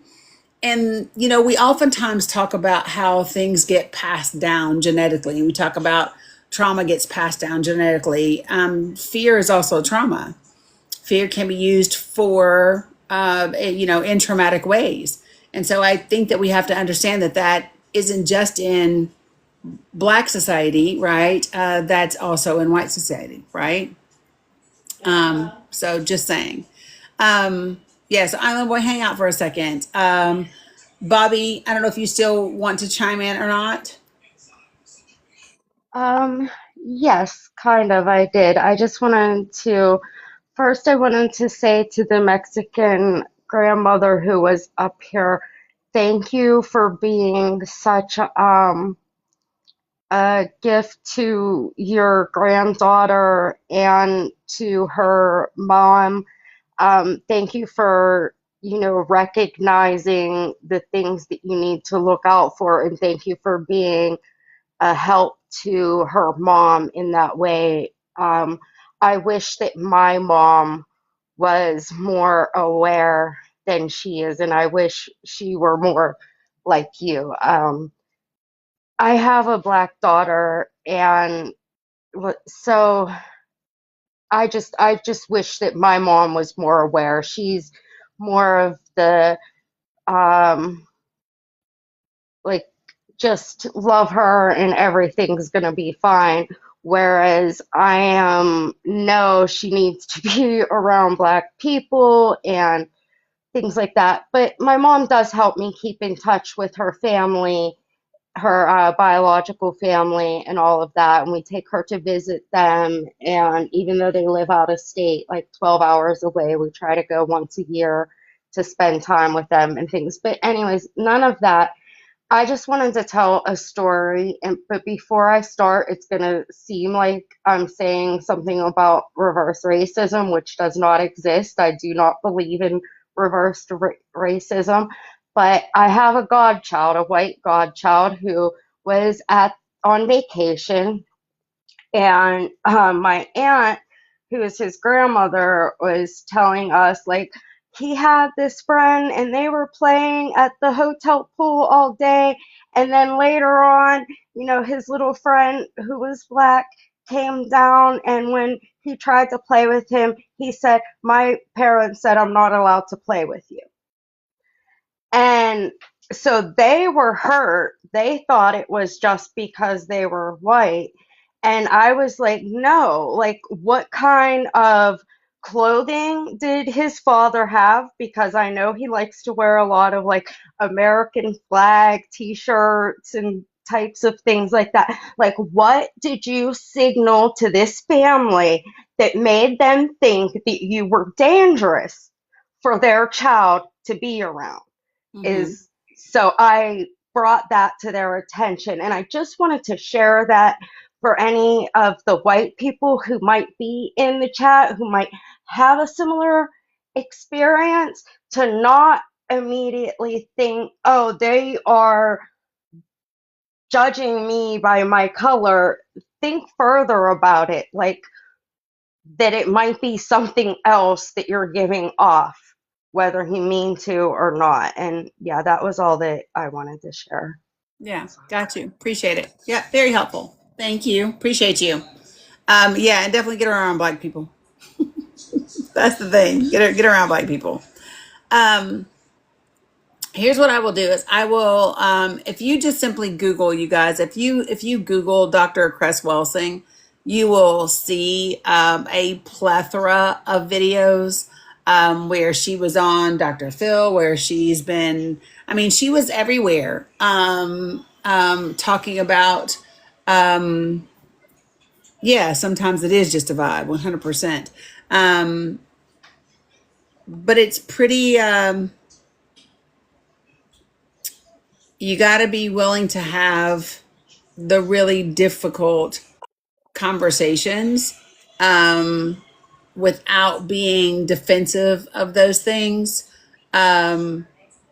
in order, you know what I mean, in order to do that. So Curious George, did you mean to request up? And Jay Jonah, did you mean to request up?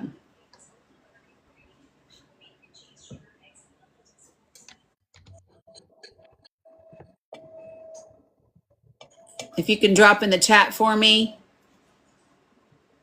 Oh, I don't like Dr. Phil. Yeah, I've done with him too. I mean, I used to watch him back in the day, like years and years ago when I didn't know any better, Mhm. you know. But Yeah. yeah, I don't mess with that guy anymore. And I'll So, say this, I'll say this much. Dr. Frances Cress Welsing, I heard about her in college when I went to college up here. And particularly from my barber. My barber, like, listen, tell you, black barber shops are a place where we have, like, it's scholarly, but in a different way. You know what I'm saying? We have a lot of conversation where we talk about a lot of black history passionately in the barber shop. And look, man, my barbers that I've had over the years, and we give each other reading lists. Like my barber to this day, we still trade. Like I still text him books, new covers of books that I've read, that I've purchased, that I've read, that I think he should check on. He texts me back books telling me, hey, you should check this book out. This is how we roll in a lot of black barbershops. You know what I'm saying? Right? right. You know, and I think that's something a lot of people don't realize about, like, within the black community. But then again, that kind of intellectual heft that's within the black community makes a lot of whitey people uncomfortable, as my brother was talking about. It makes them uncomfortable. I've seen that. I've seen, sometimes I'll go into a room or on my job or socially. I'm out and then people start talking about something and I'm in earshot or I'm at the conference table and they're talking about stuff and all of a sudden I decide, you know something? I'm not going to be quiet. I'm a chime in for a minute. I chime in, and all of a sudden, the room gets quiet. They are rapt. And it's surprise. I didn't know that Negro knew all of this stuff. You know? You know? Yeah. I'm sure you've gotten that many times, Danny, through your life. I don't. And like literally for me, whether it's but see whether it's because whether it's because I'm a brown person, whether it's because I'm a woman, whether it's because I'm a brown woman, like there's a whole bunch of reasons why that shows up because women also kind of get that same thing. But yeah, so I'm going to play one other clip for you guys of her talking. So there's a couple of things that, oh, what did I just say? The color confrontation, along with the ISIS papers, are things that are definitely worth reading from Dr. Frances Cress Welsing. Okay. So really quickly, I'm going to play this clip from her as well. Million Jews were killed, and it was a plan to kill them. There was a Wannsee conference in Germany where officials sat down at a conference table and planned to kill 11 million. The Semites of the Jewish religion did not believe that anybody would do that to them. And when people began to talk about something is being planned to destroy us, I suppose then also that people said, oh, that's a conspiracy, nobody would do it. Are you seriously suggesting that there is a comparable plan in the United States today? Are you really? See, wait a minute. We have to see the thing that we're not doing and the thing that we are constantly avoiding is talking about racism. Now, let me tell you what I understand racism to be. Racism is a behavior system that is organized because white people are a minority on the planet. They are a tiny minority of the world's people. The black, brown, red, and yellow people are the world majority. Not only that, white people are genetic recessive in terms of skin coloration. You see somebody like whose skin is white, if they have sexual relations with a black person, the product is colored. And there is the fear of white genetic annihilation. It existed in Europe, it existed in Germany, it exists here today. And this is why people, I mean, it's written about in the Washington Post, in the New York Times, in the Washington Times, when there are discussions that go on like this by year 2080. The majority people in this area of the world are going to be the blacks, the Hispanics, and the Asians. Oh my, we must do something about it. Mr. Cobb. Now, you see, it's the same discussion that goes on in South Africa. Let this gentleman respond. But let me just finish this Well, I quickly, mean, and then I'll say. you've had a good long run, but sort of. Let me just say this: that if we understand the white fear of genetic annihilation, which was why Willie Horton could be used as a very profound symbol by the Republican Party, then we will understand what is happening to the black male in this society. The black male is the threat to white genetic annihilation. And so she's literally making the tie from the fear of white genetic annihilation to racism in politics and the use of a particular black man to win a political election.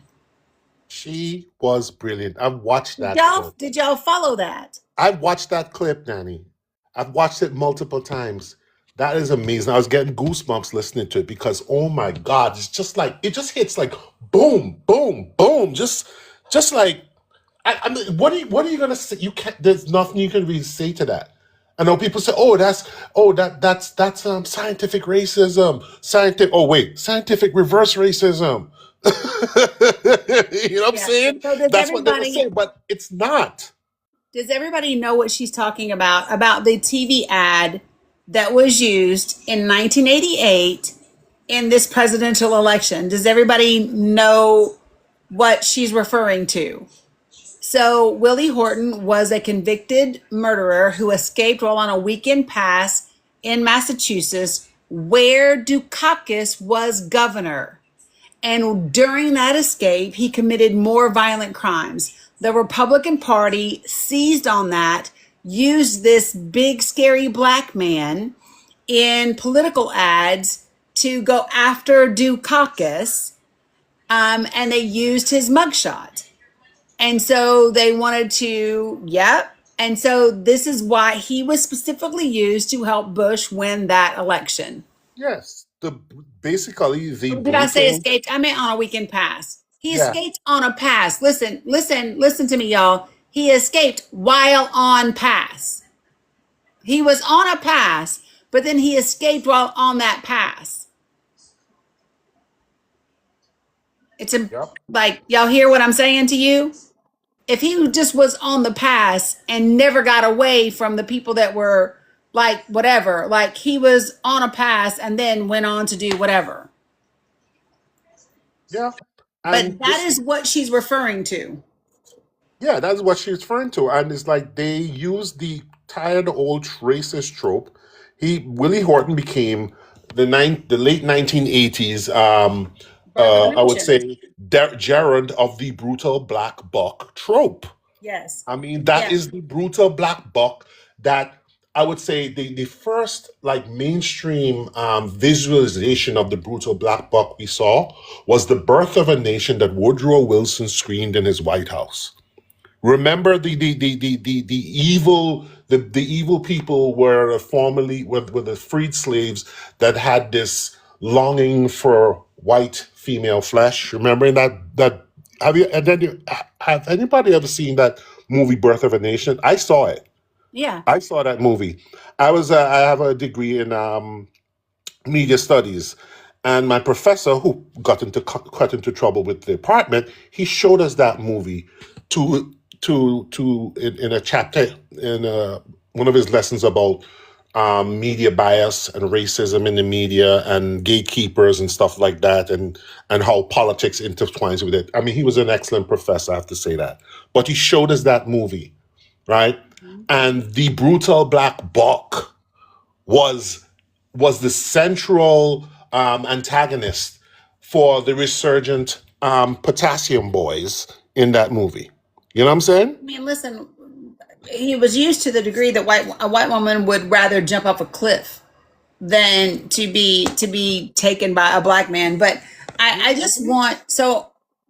want to not move on from Willie Horton for just a moment, because people act like the Republican Party doesn't use race, and they want to act like we haven't had racism in politics since the Civil Rights Movement. We are literally talking about the 1988 presidential election, right? Let me see, 88. I was a teen. I was a teen during those years, right? Matter of fact, I was just entering high school during that time. And so to understand the Republican Party's intentional use of his mugshot, of that case, right? It is very similar to Lake and Riley. It is very similar to what they just did with immigrants, right? Yes, yes. The Thank you very Republican much. Party, Say that.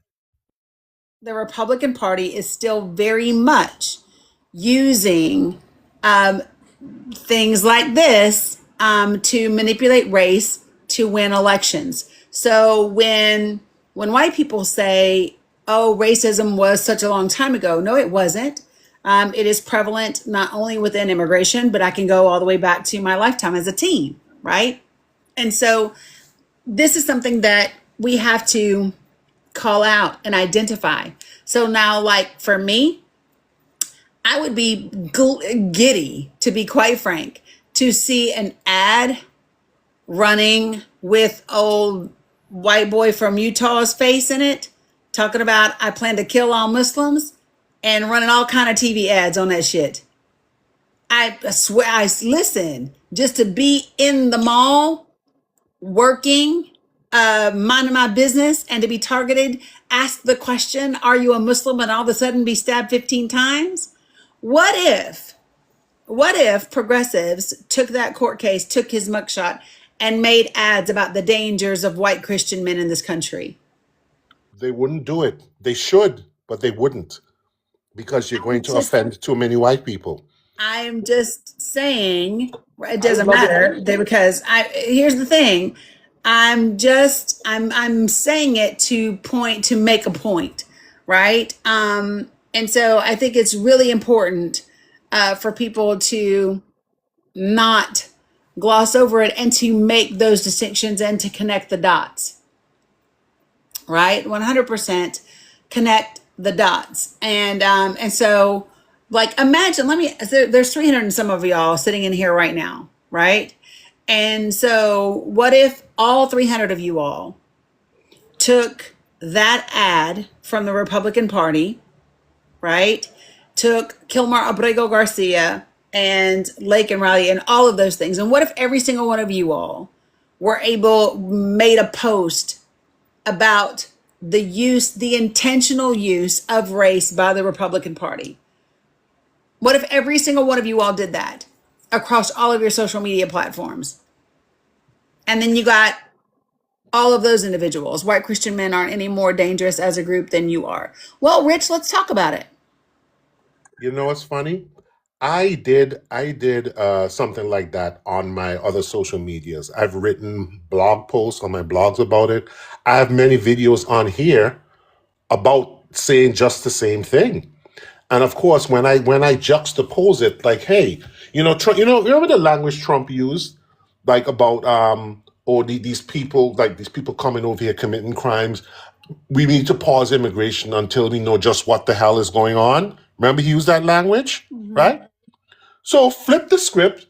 Start listing the amount of mass pew-pewers there are. Start listing the amount of violent white Christian nationalist violence there are. Then say, until further notice, we're going to designate all white males between ages of such and such a potential nationalistic terror threat until further notice, until we find out just what the hell is going on. If we use that language with them, like Danny, what do you think they would say if we started talking like that? I don't know. Let me just say this. So Harley and Mike, Wise Guy, and Rich. I sent two of you because one of you I can't, but I sent two of you an invitation to join the panel. So if you want to have a discussion about white Christian men and the level of danger they do and don't pose, please come to the panel.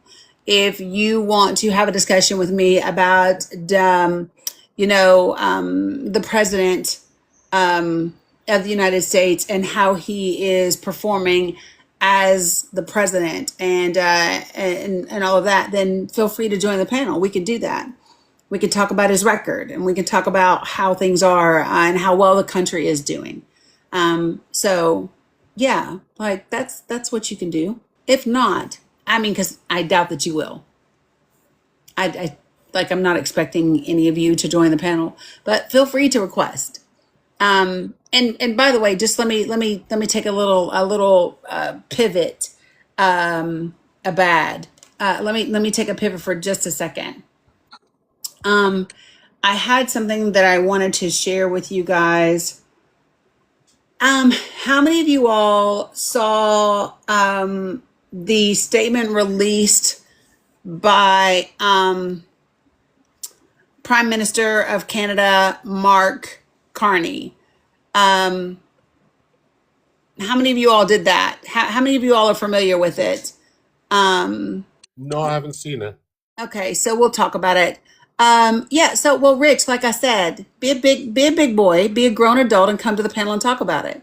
If you think my language is dangerous, let's talk about it. If you want to talk about my viewpoints, and whether or not they are from willful ignorance, come to the panel. I don't think that you will, because I think that you don't know enough to do that, to have a conversation. Yes. So let me share it with you all really quickly. This is from yesterday. Today, the United States administration announced its intention to impose a new 50% tariff on a significant number of Canadian goods. This is the latest in a series of unilateral U.S. trade actions that began in the United States, with the United States imposing a series of tariffs in direct violation of the Canada-United States-Mexico Agreement and the Free Trade Agreement between Canada, the United States, and Mexico. These include tariffs on the Canadian auto sector in violation of the CUSMA. Canada, as is its right, has merely matched those measures. More broadly, in response to these measures and threats to Canadian sovereignty, provinces, territories, and Canadians from coast to coast to coast have stood together, taking the necessary actions to support our economy and defend our workers, farmers, businesses, and families. Recognizing that the U.S. has been transforming all of its trade relationships, including those covered under CUSMA, over the past 18 months, Canada has made a series of detailed and comprehensive proposals to resolve this dispute and to modernize CUSMA. We stand ready to intensify those discussions in the coming week. Canada believes in the benefits of free and fair trade, as evidenced by our new government signing more than 20 new economic and security partnerships. This trade dispute has raised costs for families, particularly in the U.S. Canada stands ready to engage extensively to address outstanding issues with the U.S. to the mutual benefit of our citizens. In all circumstances, Canada, y'all please stop talking to the trolls. Y'all know better. In all circumstances, Canada will work relentlessly and take any measures necessary to build our strength at home and support Canadian workers, farmers, businesses, and families. So yeah, here we go again, fucking around with tariffs and messing up things. And when I say we, I'm talking about the president of the United States. Let me be clear: if there is a grown ass individual in this chat that is talking shit, and I invite them to the panel, and they don't come to the panel, but they continue to talk shit in the chat, that is your cue to ignore them. Because that tells you they are here to disrupt, to distract, and not for actual conversation and good faith discussion. So when I issue an invitation, if you do not see them join this panel and they stay in the chat and they continue to run their mouths, that is your cue to ignore them. That's it. Because you are simply feeding their agenda and what they are in here attempting to do. Period.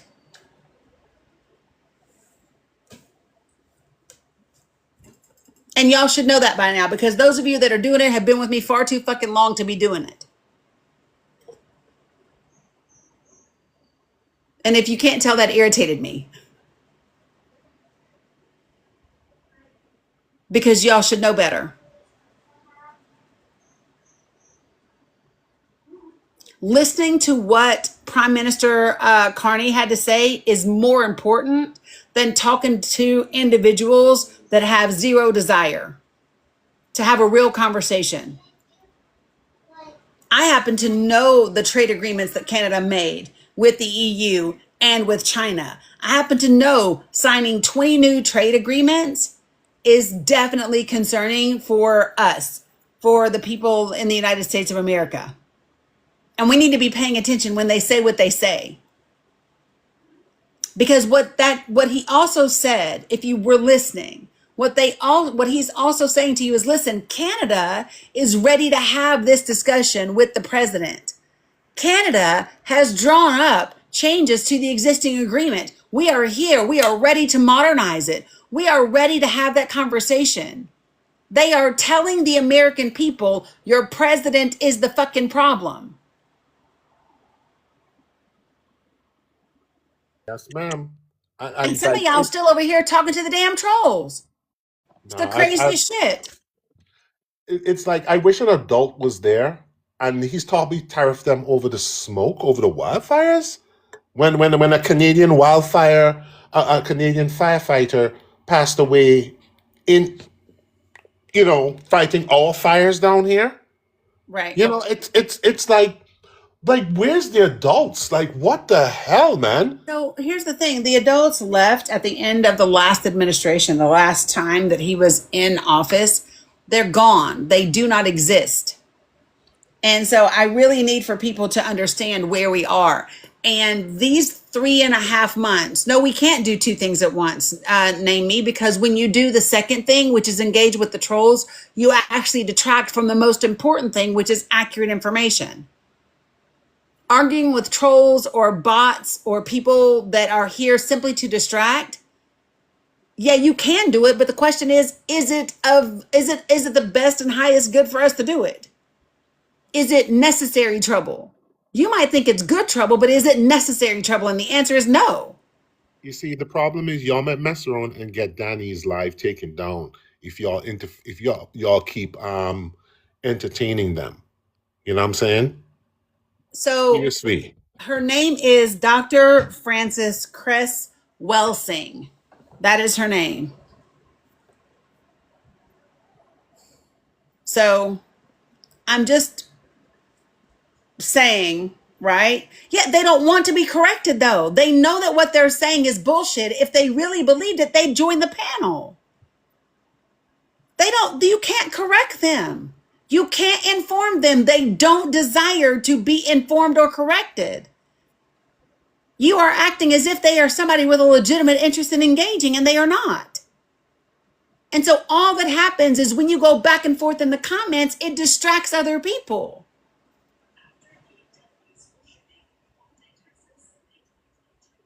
And I say it on every live, people. I say it every live.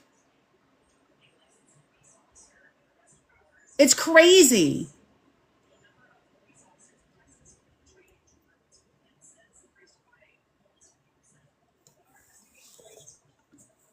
It's just like the other person that I brought up and I said, how is that helpful? And they said, I don't want to be helpful. Got it. Now I know who you are. And now I don't engage with you.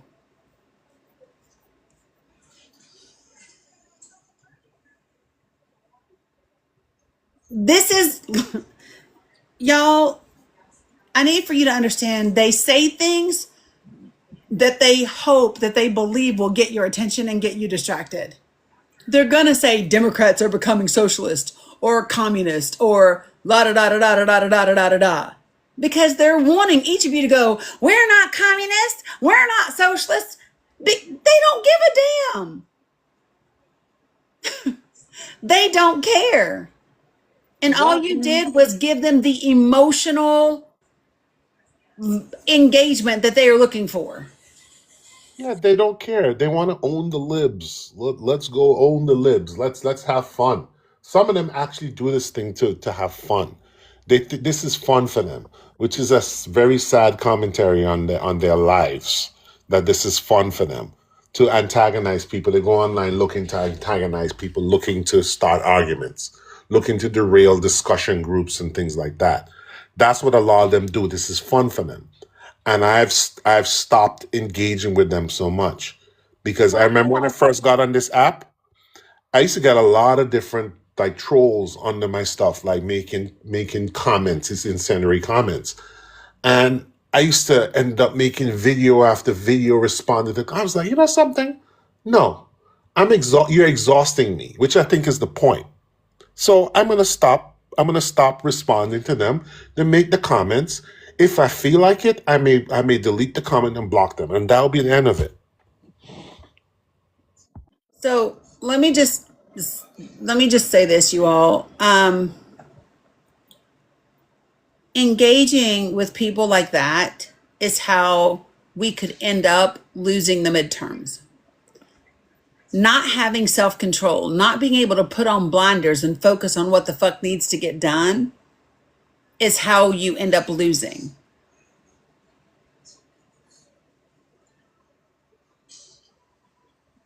And I don't always block them because the algorithm likes them. So if the algorithm likes them, I need you all to be adults that are focused on what the fuck we need to do. Y'all on this app, every day, you see the same type of comments every day. So at this point, you should just be able to not engage with it.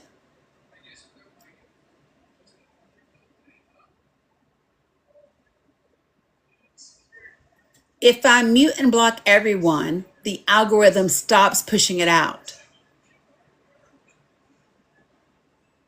I'm not even looking, but I hear what you're saying, Danny. I've stopped looking at the comments. So just saying, folks, it's really important. So I want to go over this really quick before I wrap up to get off of here today. So this is from the Southern Poverty Law Center. This is their December 2025 Intelligence Project Dispatch, Trends and Incidents of the Hard Right. In my humble ass opinion, this document is one of the reasons the current administration went after the SPLC. Because some of the people that are mentioned in this report have significant ties to the vice president and the people within this administration. Okay? So J.D. Vance, Pete Hegseth, those individuals. So the Southern Poverty Law Center works to dismantle white supremacy in public forums and online, exposes hate and anti-democracy extremism, and counters disinformation and conspiracy theories with research and community resources. The Intelligence Project monitors and exposes white supremacy and its impact on communities. Anti-democracy efforts. In mid-November, that would be of 2025, a central figure of Turning Point USA's political arm pled guilty. I don't know if you all know this or not. Pled guilty to forging a signature on one of his candidate nomination petitions and trying to deceive the Arizona Secretary of State by knowingly filing petitions with forged signatures. We talked about this before. Former Arizona State Representative Austin Smith, who has led Turning Point Action, had been indicted on 14 counts of election fraud. Smith was sentenced in January of 2026. The situation is laced with irony as Turning Point USA is one of the hard right groups that between 2020 and 2024 elections promoted so-called quote unquote election integrity conspiracy theories.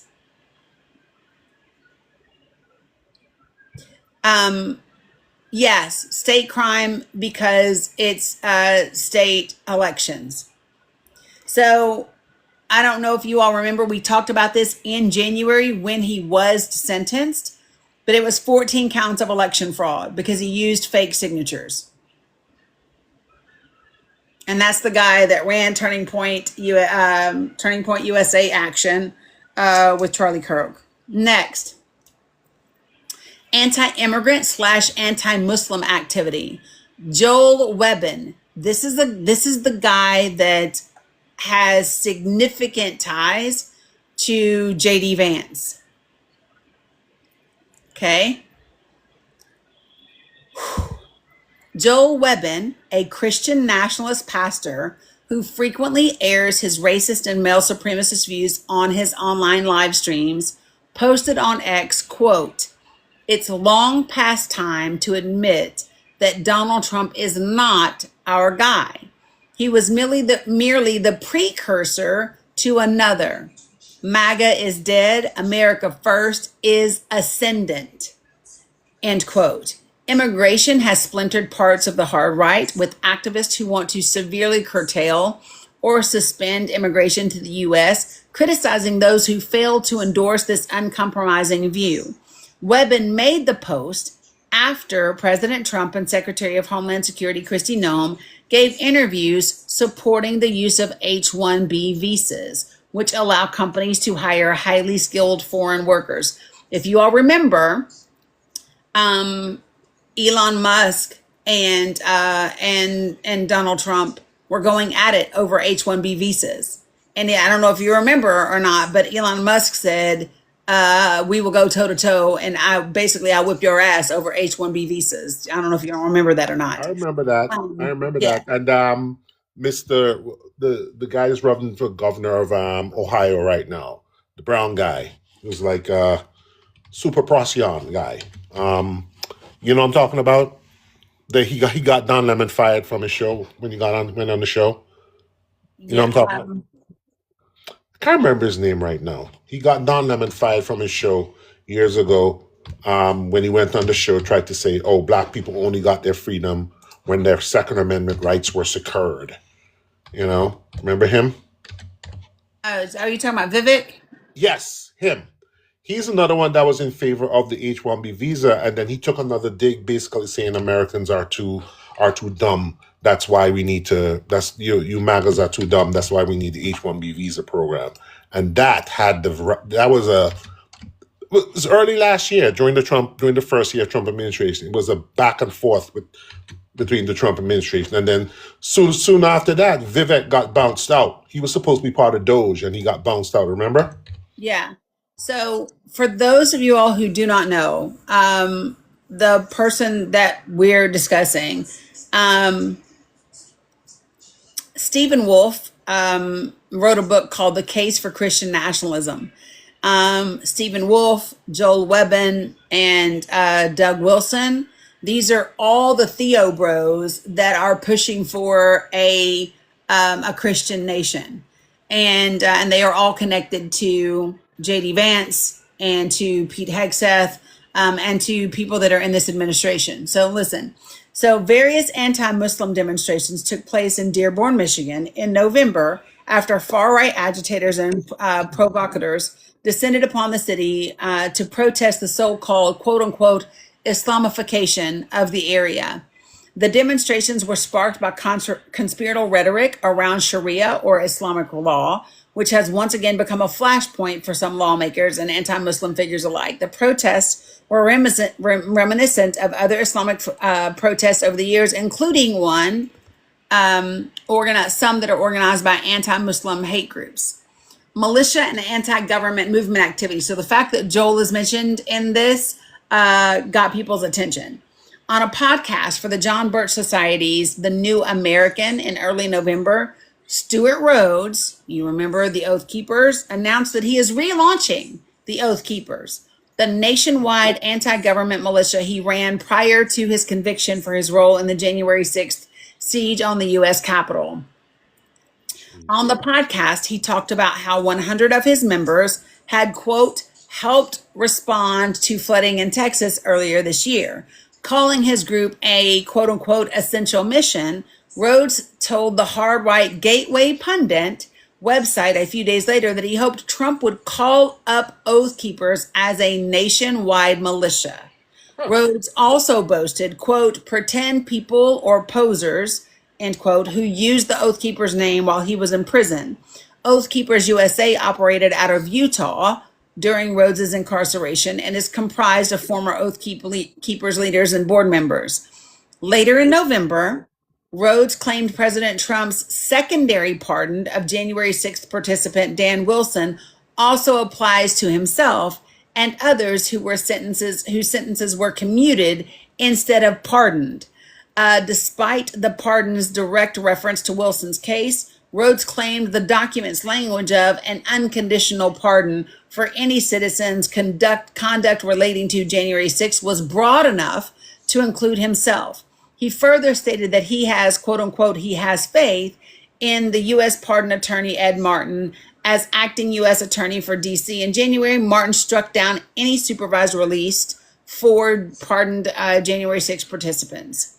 Edward Duffy, a former member of the Oath Keepers, recently won a seat on a New Jersey school board.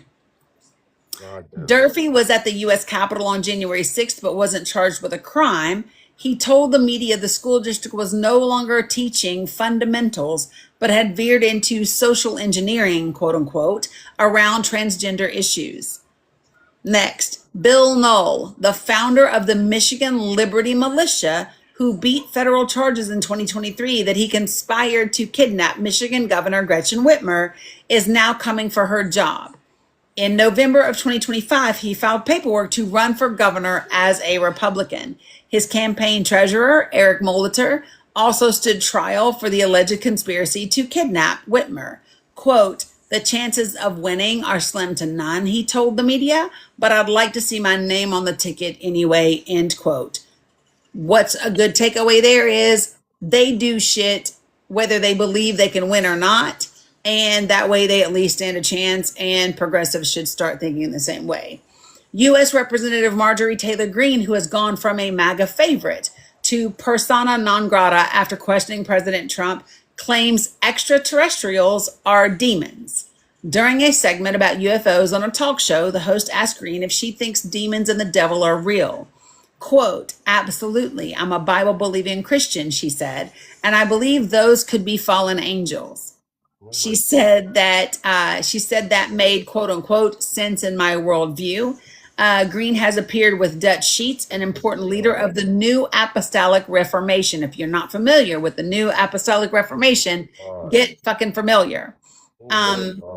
Next, in a unanimous vote, the Florida Board of Education adopted the quote unquote Phoenix Declaration to serve as the state's guiding principles on education. The declaration, which was written by the Heritage Foundation, aims to give students access to an education that, quote, fosters the pursuit of the good, the true, and the beautiful so that they may achieve their full God-given potential, end quote. 10 state representatives signed a letter against the ratification of the Phoenix Declaration, calling it indoctrination. Next, a great number of hard right figures descended on San Marcos, California on November 8th, 2025 for an event called Take Our California Back, which was coordinated by the group, quote, Take Our Border Back, and held at Awaken Church. The event featured QAnon-aligned Michael Flynn, that would be General Michael Flynn, far-right journalist and self-proclaimed white supremacist, might I add, Laura Logan, Fringe Radio host Kim Yeater, election denier Douglas Frank, Louis Herms, leader of the group Screw Big Government, and Che Ahn, a leader in the Christian supremacist New Apostolic Reformation. There it is, coming up again. Ahn has declared, quote, we are the family of God, but we are also in the army of God. And the moment you're born again, God calls you to warfare. End quote. These people are serious, man. These people are wow. Yep. People are off the chain. Next, Matt Walsh called for the U.S. Department of Justice to file hate crime charges against protesters at Jake Lang's November 18th appearance in Dearborn, Michigan. At the Dearborn event, Lang told Muslims they were, quote unquote, violent, disgusting people, waved bacon in their faces, repeatedly used the N-word, and made monkey noises at teenagers. On November 24th, Lang announced he filed a $200 million, quote unquote, federal hate crime lawsuit against Dearborn's City Council and Police Department, claiming he and his colleagues were, quote unquote, violently attacked, stalked, threatened, and hunted for hours, end quote. Ivan Racklin, who previously called himself Trump's, quote unquote, Secretary of Retribution, has called for the arrest of Judge James Boasberg. Boasberg was involved in quote unquote Arctic frost, which allowed special counsel Jack Smith to request the call logs of U.S. senators allegedly tied to January 6th. Because of a non-disclosure order issued by Boasberg, Smith was not required to share this with the senators involved because of, quote, reasonable grounds to believe that such disclosure will result in the destruction of or tampering with evidence, intimidation of potential witnesses, and serious jeopardy to the investigation, end quote. On December 1st, Ranklin tweeted what he called the quote unquote exact wording needed to quote unquote trigger the Senate's inherent contempt power and authorize the sergeant at arms to arrest a sitting federal judge. He addressed his message to the X accounts of Vice President J.D. Vance, U.S. Senators Chuck Grassley and John Thune, and the Senate Sergeant at Arms. Next, under the heading of anti-LGBTQ plus movement, members of the anti-LGBTQ plus hate group Warriors for Christ, that's the name of the group, are reportedly facing hate crime charges for allegedly disrupting a prayer gathering held on November 18th by Muslim students at the University of South Florida in Tampa. According to local media, Christopher Schwach, 40 years old from Waco, Texas, and Richard Penkovsky, 49 from Canyon, Oklahoma, face a charge of disturbing schools and religious and other assemblies, which is upgraded to a felony due to the hate crime enhancement, end quote. In a November email, anti-LGBTQ plus hate group Alliance Defending Freedom claimed that thousands of public schools are, quote, secretly socially transitioning students, changing names, pronouns, even bathroom use, often without parents ever knowing, end quote. The claim is based on ADF's interpretation of public school non-discrimination policies, which protect transgender kids from harassment and bullying.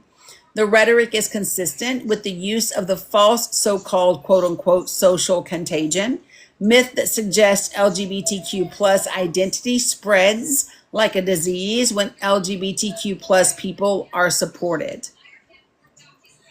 Conspiracy propagandists.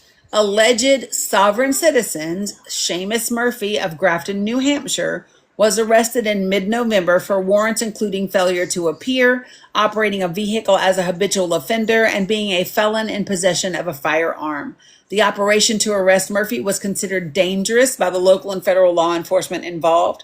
A search of Murphy's property discovered a weapons stockpile that included explosives, body armor, firearms, and 3D printed gun parts and ammunition, which has led to a host of new charges.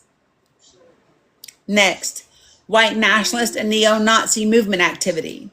3 members of the Base, which is a white power accelerationist group founded in the United States, was arrested in Spain on December 1st of 2025. They face charges related to their alleged membership in a terrorist organization, training and indoctrination with terrorist aims, and the unlawful possession of weapons. According to police, the purported leader of the Spanish cell was in contact with Ronaldo Nazário, the group's Russia-based founder and leader. Next, federal authorities arrested Lucas Alexander Temple, 20 years old, a Florida-based grocery store worker, on charges of possessing an unregistered firearm. During a search of his home, agents reportedly found a flag bearing the symbol of Atomwaffen Division, a now defunct neo-Nazi group founded in Florida, and other neo-Nazi paraphernalia, as well as handwritten plans for carrying out an attack.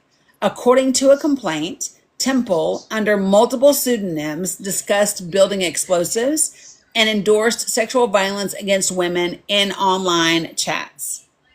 Next, I'm almost done. Male supremacy. Anti-abortion extremist Randall Terry, who's very frightening for women, has reportedly purchased a church building in Memphis, Tennessee, where he plans to, quote, train pro-life warriors in activism, politics, running for office, media production, and more. Terry founded Operation Rescue, a group that obstructed access to abortion clinics and harassed clinic workers during the 1980s and 1990s. When abortion provider Dr. George Tiller was murdered by an anti-abortion extremist in 2009, Terry said, quote, he reaped what he sowed, end quote. Confederate monuments. In Statesville, North Carolina, for those of you who don't know, that's about 50 minutes north of Charlotte, a statue of a Confederate soldier has stood downtown since 1906. This spot was the site of multiple lynchings during Reconstruction and Jim Crow. In November, the Statesville City Council narrowly voted to place a historical marker across from the Confederate statue about the lynching of a black man, Charles Campbell, in 1883. The marker has been the 3-year effort of the Iredell Community Remembrance Project, dedicated to quote-unquote truth-telling and racial justice, and one of the Statesville NAACP. After Campbell's murder, black and white citizens, clergy, and Statesville white mayor gathered publicly and called for an end to racial violence. It is significant that this marker can commemorate acts of courage and resistance to white supremacist terror from blacks and whites, representing a true Southern heritage that all Southerners can be proud of. So again, what I just read to you is the December 2025 Intelligence Project Dispatch. These are the trends and incidents of the hard right for 2025. So this is not all inclusive. These are just the trends and some of the highlights and the incidents of things coming from the hard right. Things to note is that several of the people that are mentioned in here have direct connection to people within this current administration, including the Vice President of the United States, as well as the Secretary of Defense. So it should not go without noting that this came out in December of 2024. And let me see real quick.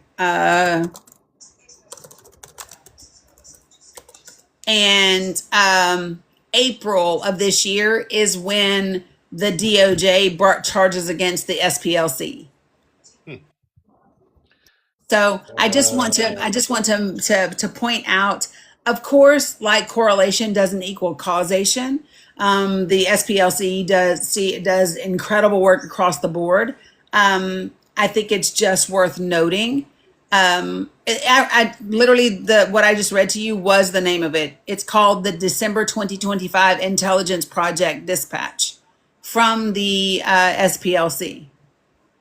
You know, I think I did a video on this. It was really preposterous what they were trying to do with this SPLC, because basically police departments all over the country, no matter what size, deploy the same kind of thing. You pay a CI, an informant, all right, to inform on your gang, because you're having in, you're right.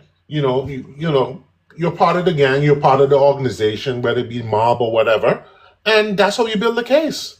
Right. I mean, that's the standard thing. So they're playing in our face. They're using the largely collective legal ignorance in the American public, right? Well, the problem that they're going to have is that in many of these cases, the SPLC was working alongside law enforcement.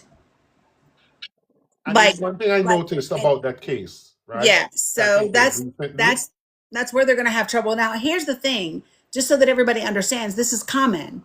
What we see is ridiculous charges or ridiculous legal maneuvers being taken by this administration that are not going to come to fruition, right? But because the process takes so long, they will drain significant resources from the SPLC, right? And they will cause an incredible amount of harm because this is from the government. Your taxpayer dollars are paying for this. I mean, when it's all said and done, the SPLCU will have undergone considerable harm, even though they will eventually win their case. And we see this all the time with this administration. But not just this administration. Trump has done this thing to his enemies prior. Okay, So I don't like it's talking called about him personally. Nope. no. But I'm just saying. I'm just telling you. This I know you administration like is a him. reflective on him. There's a tactic he uses called process as punishment. Like my legal process as punishment. Yeah, I My know. constitutional rights tracker. I've But been I tracking don't think things. that, but so here's my thing. He does that on a personal level for his own benefit. My opinion, is that the use of the legal system to go after specific organizations that target white supremacists, hate groups, Christian nationalists, and that, I believe that goes far beyond Trump. Of And it course it has to does. do Yeah. with the individuals. So here's what the reason why I don't like to tie it back to him, even though it's a tactic that he uses. It's a tactic that rich white people use all the time. Period. True. But True. but Right. here's what happens: is whenever we reduce something to a tactic of Trump, it loses the impact and the validity that this is not a personal thing of his. This is a federal government. This is our government using our resources while at the same time putting us into wars that we shouldn't be in, at the same time taking away, cutting freaking WIC amounts for women and children to eat fruits and vegetables while claiming to want to make America healthy again, while also protecting companies like Monsanto and reducing regulations against corporations that are absolutely destroying our air and our water and our soil. So for me, I don't like to ever bring it back to him. If I can avoid I hear it, you. I don't like to mention his I will name because I'll cede that takes point. it away from it takes away the gravity of exactly what's happening. People are used to him doing horrendous things and horrible things and whatever.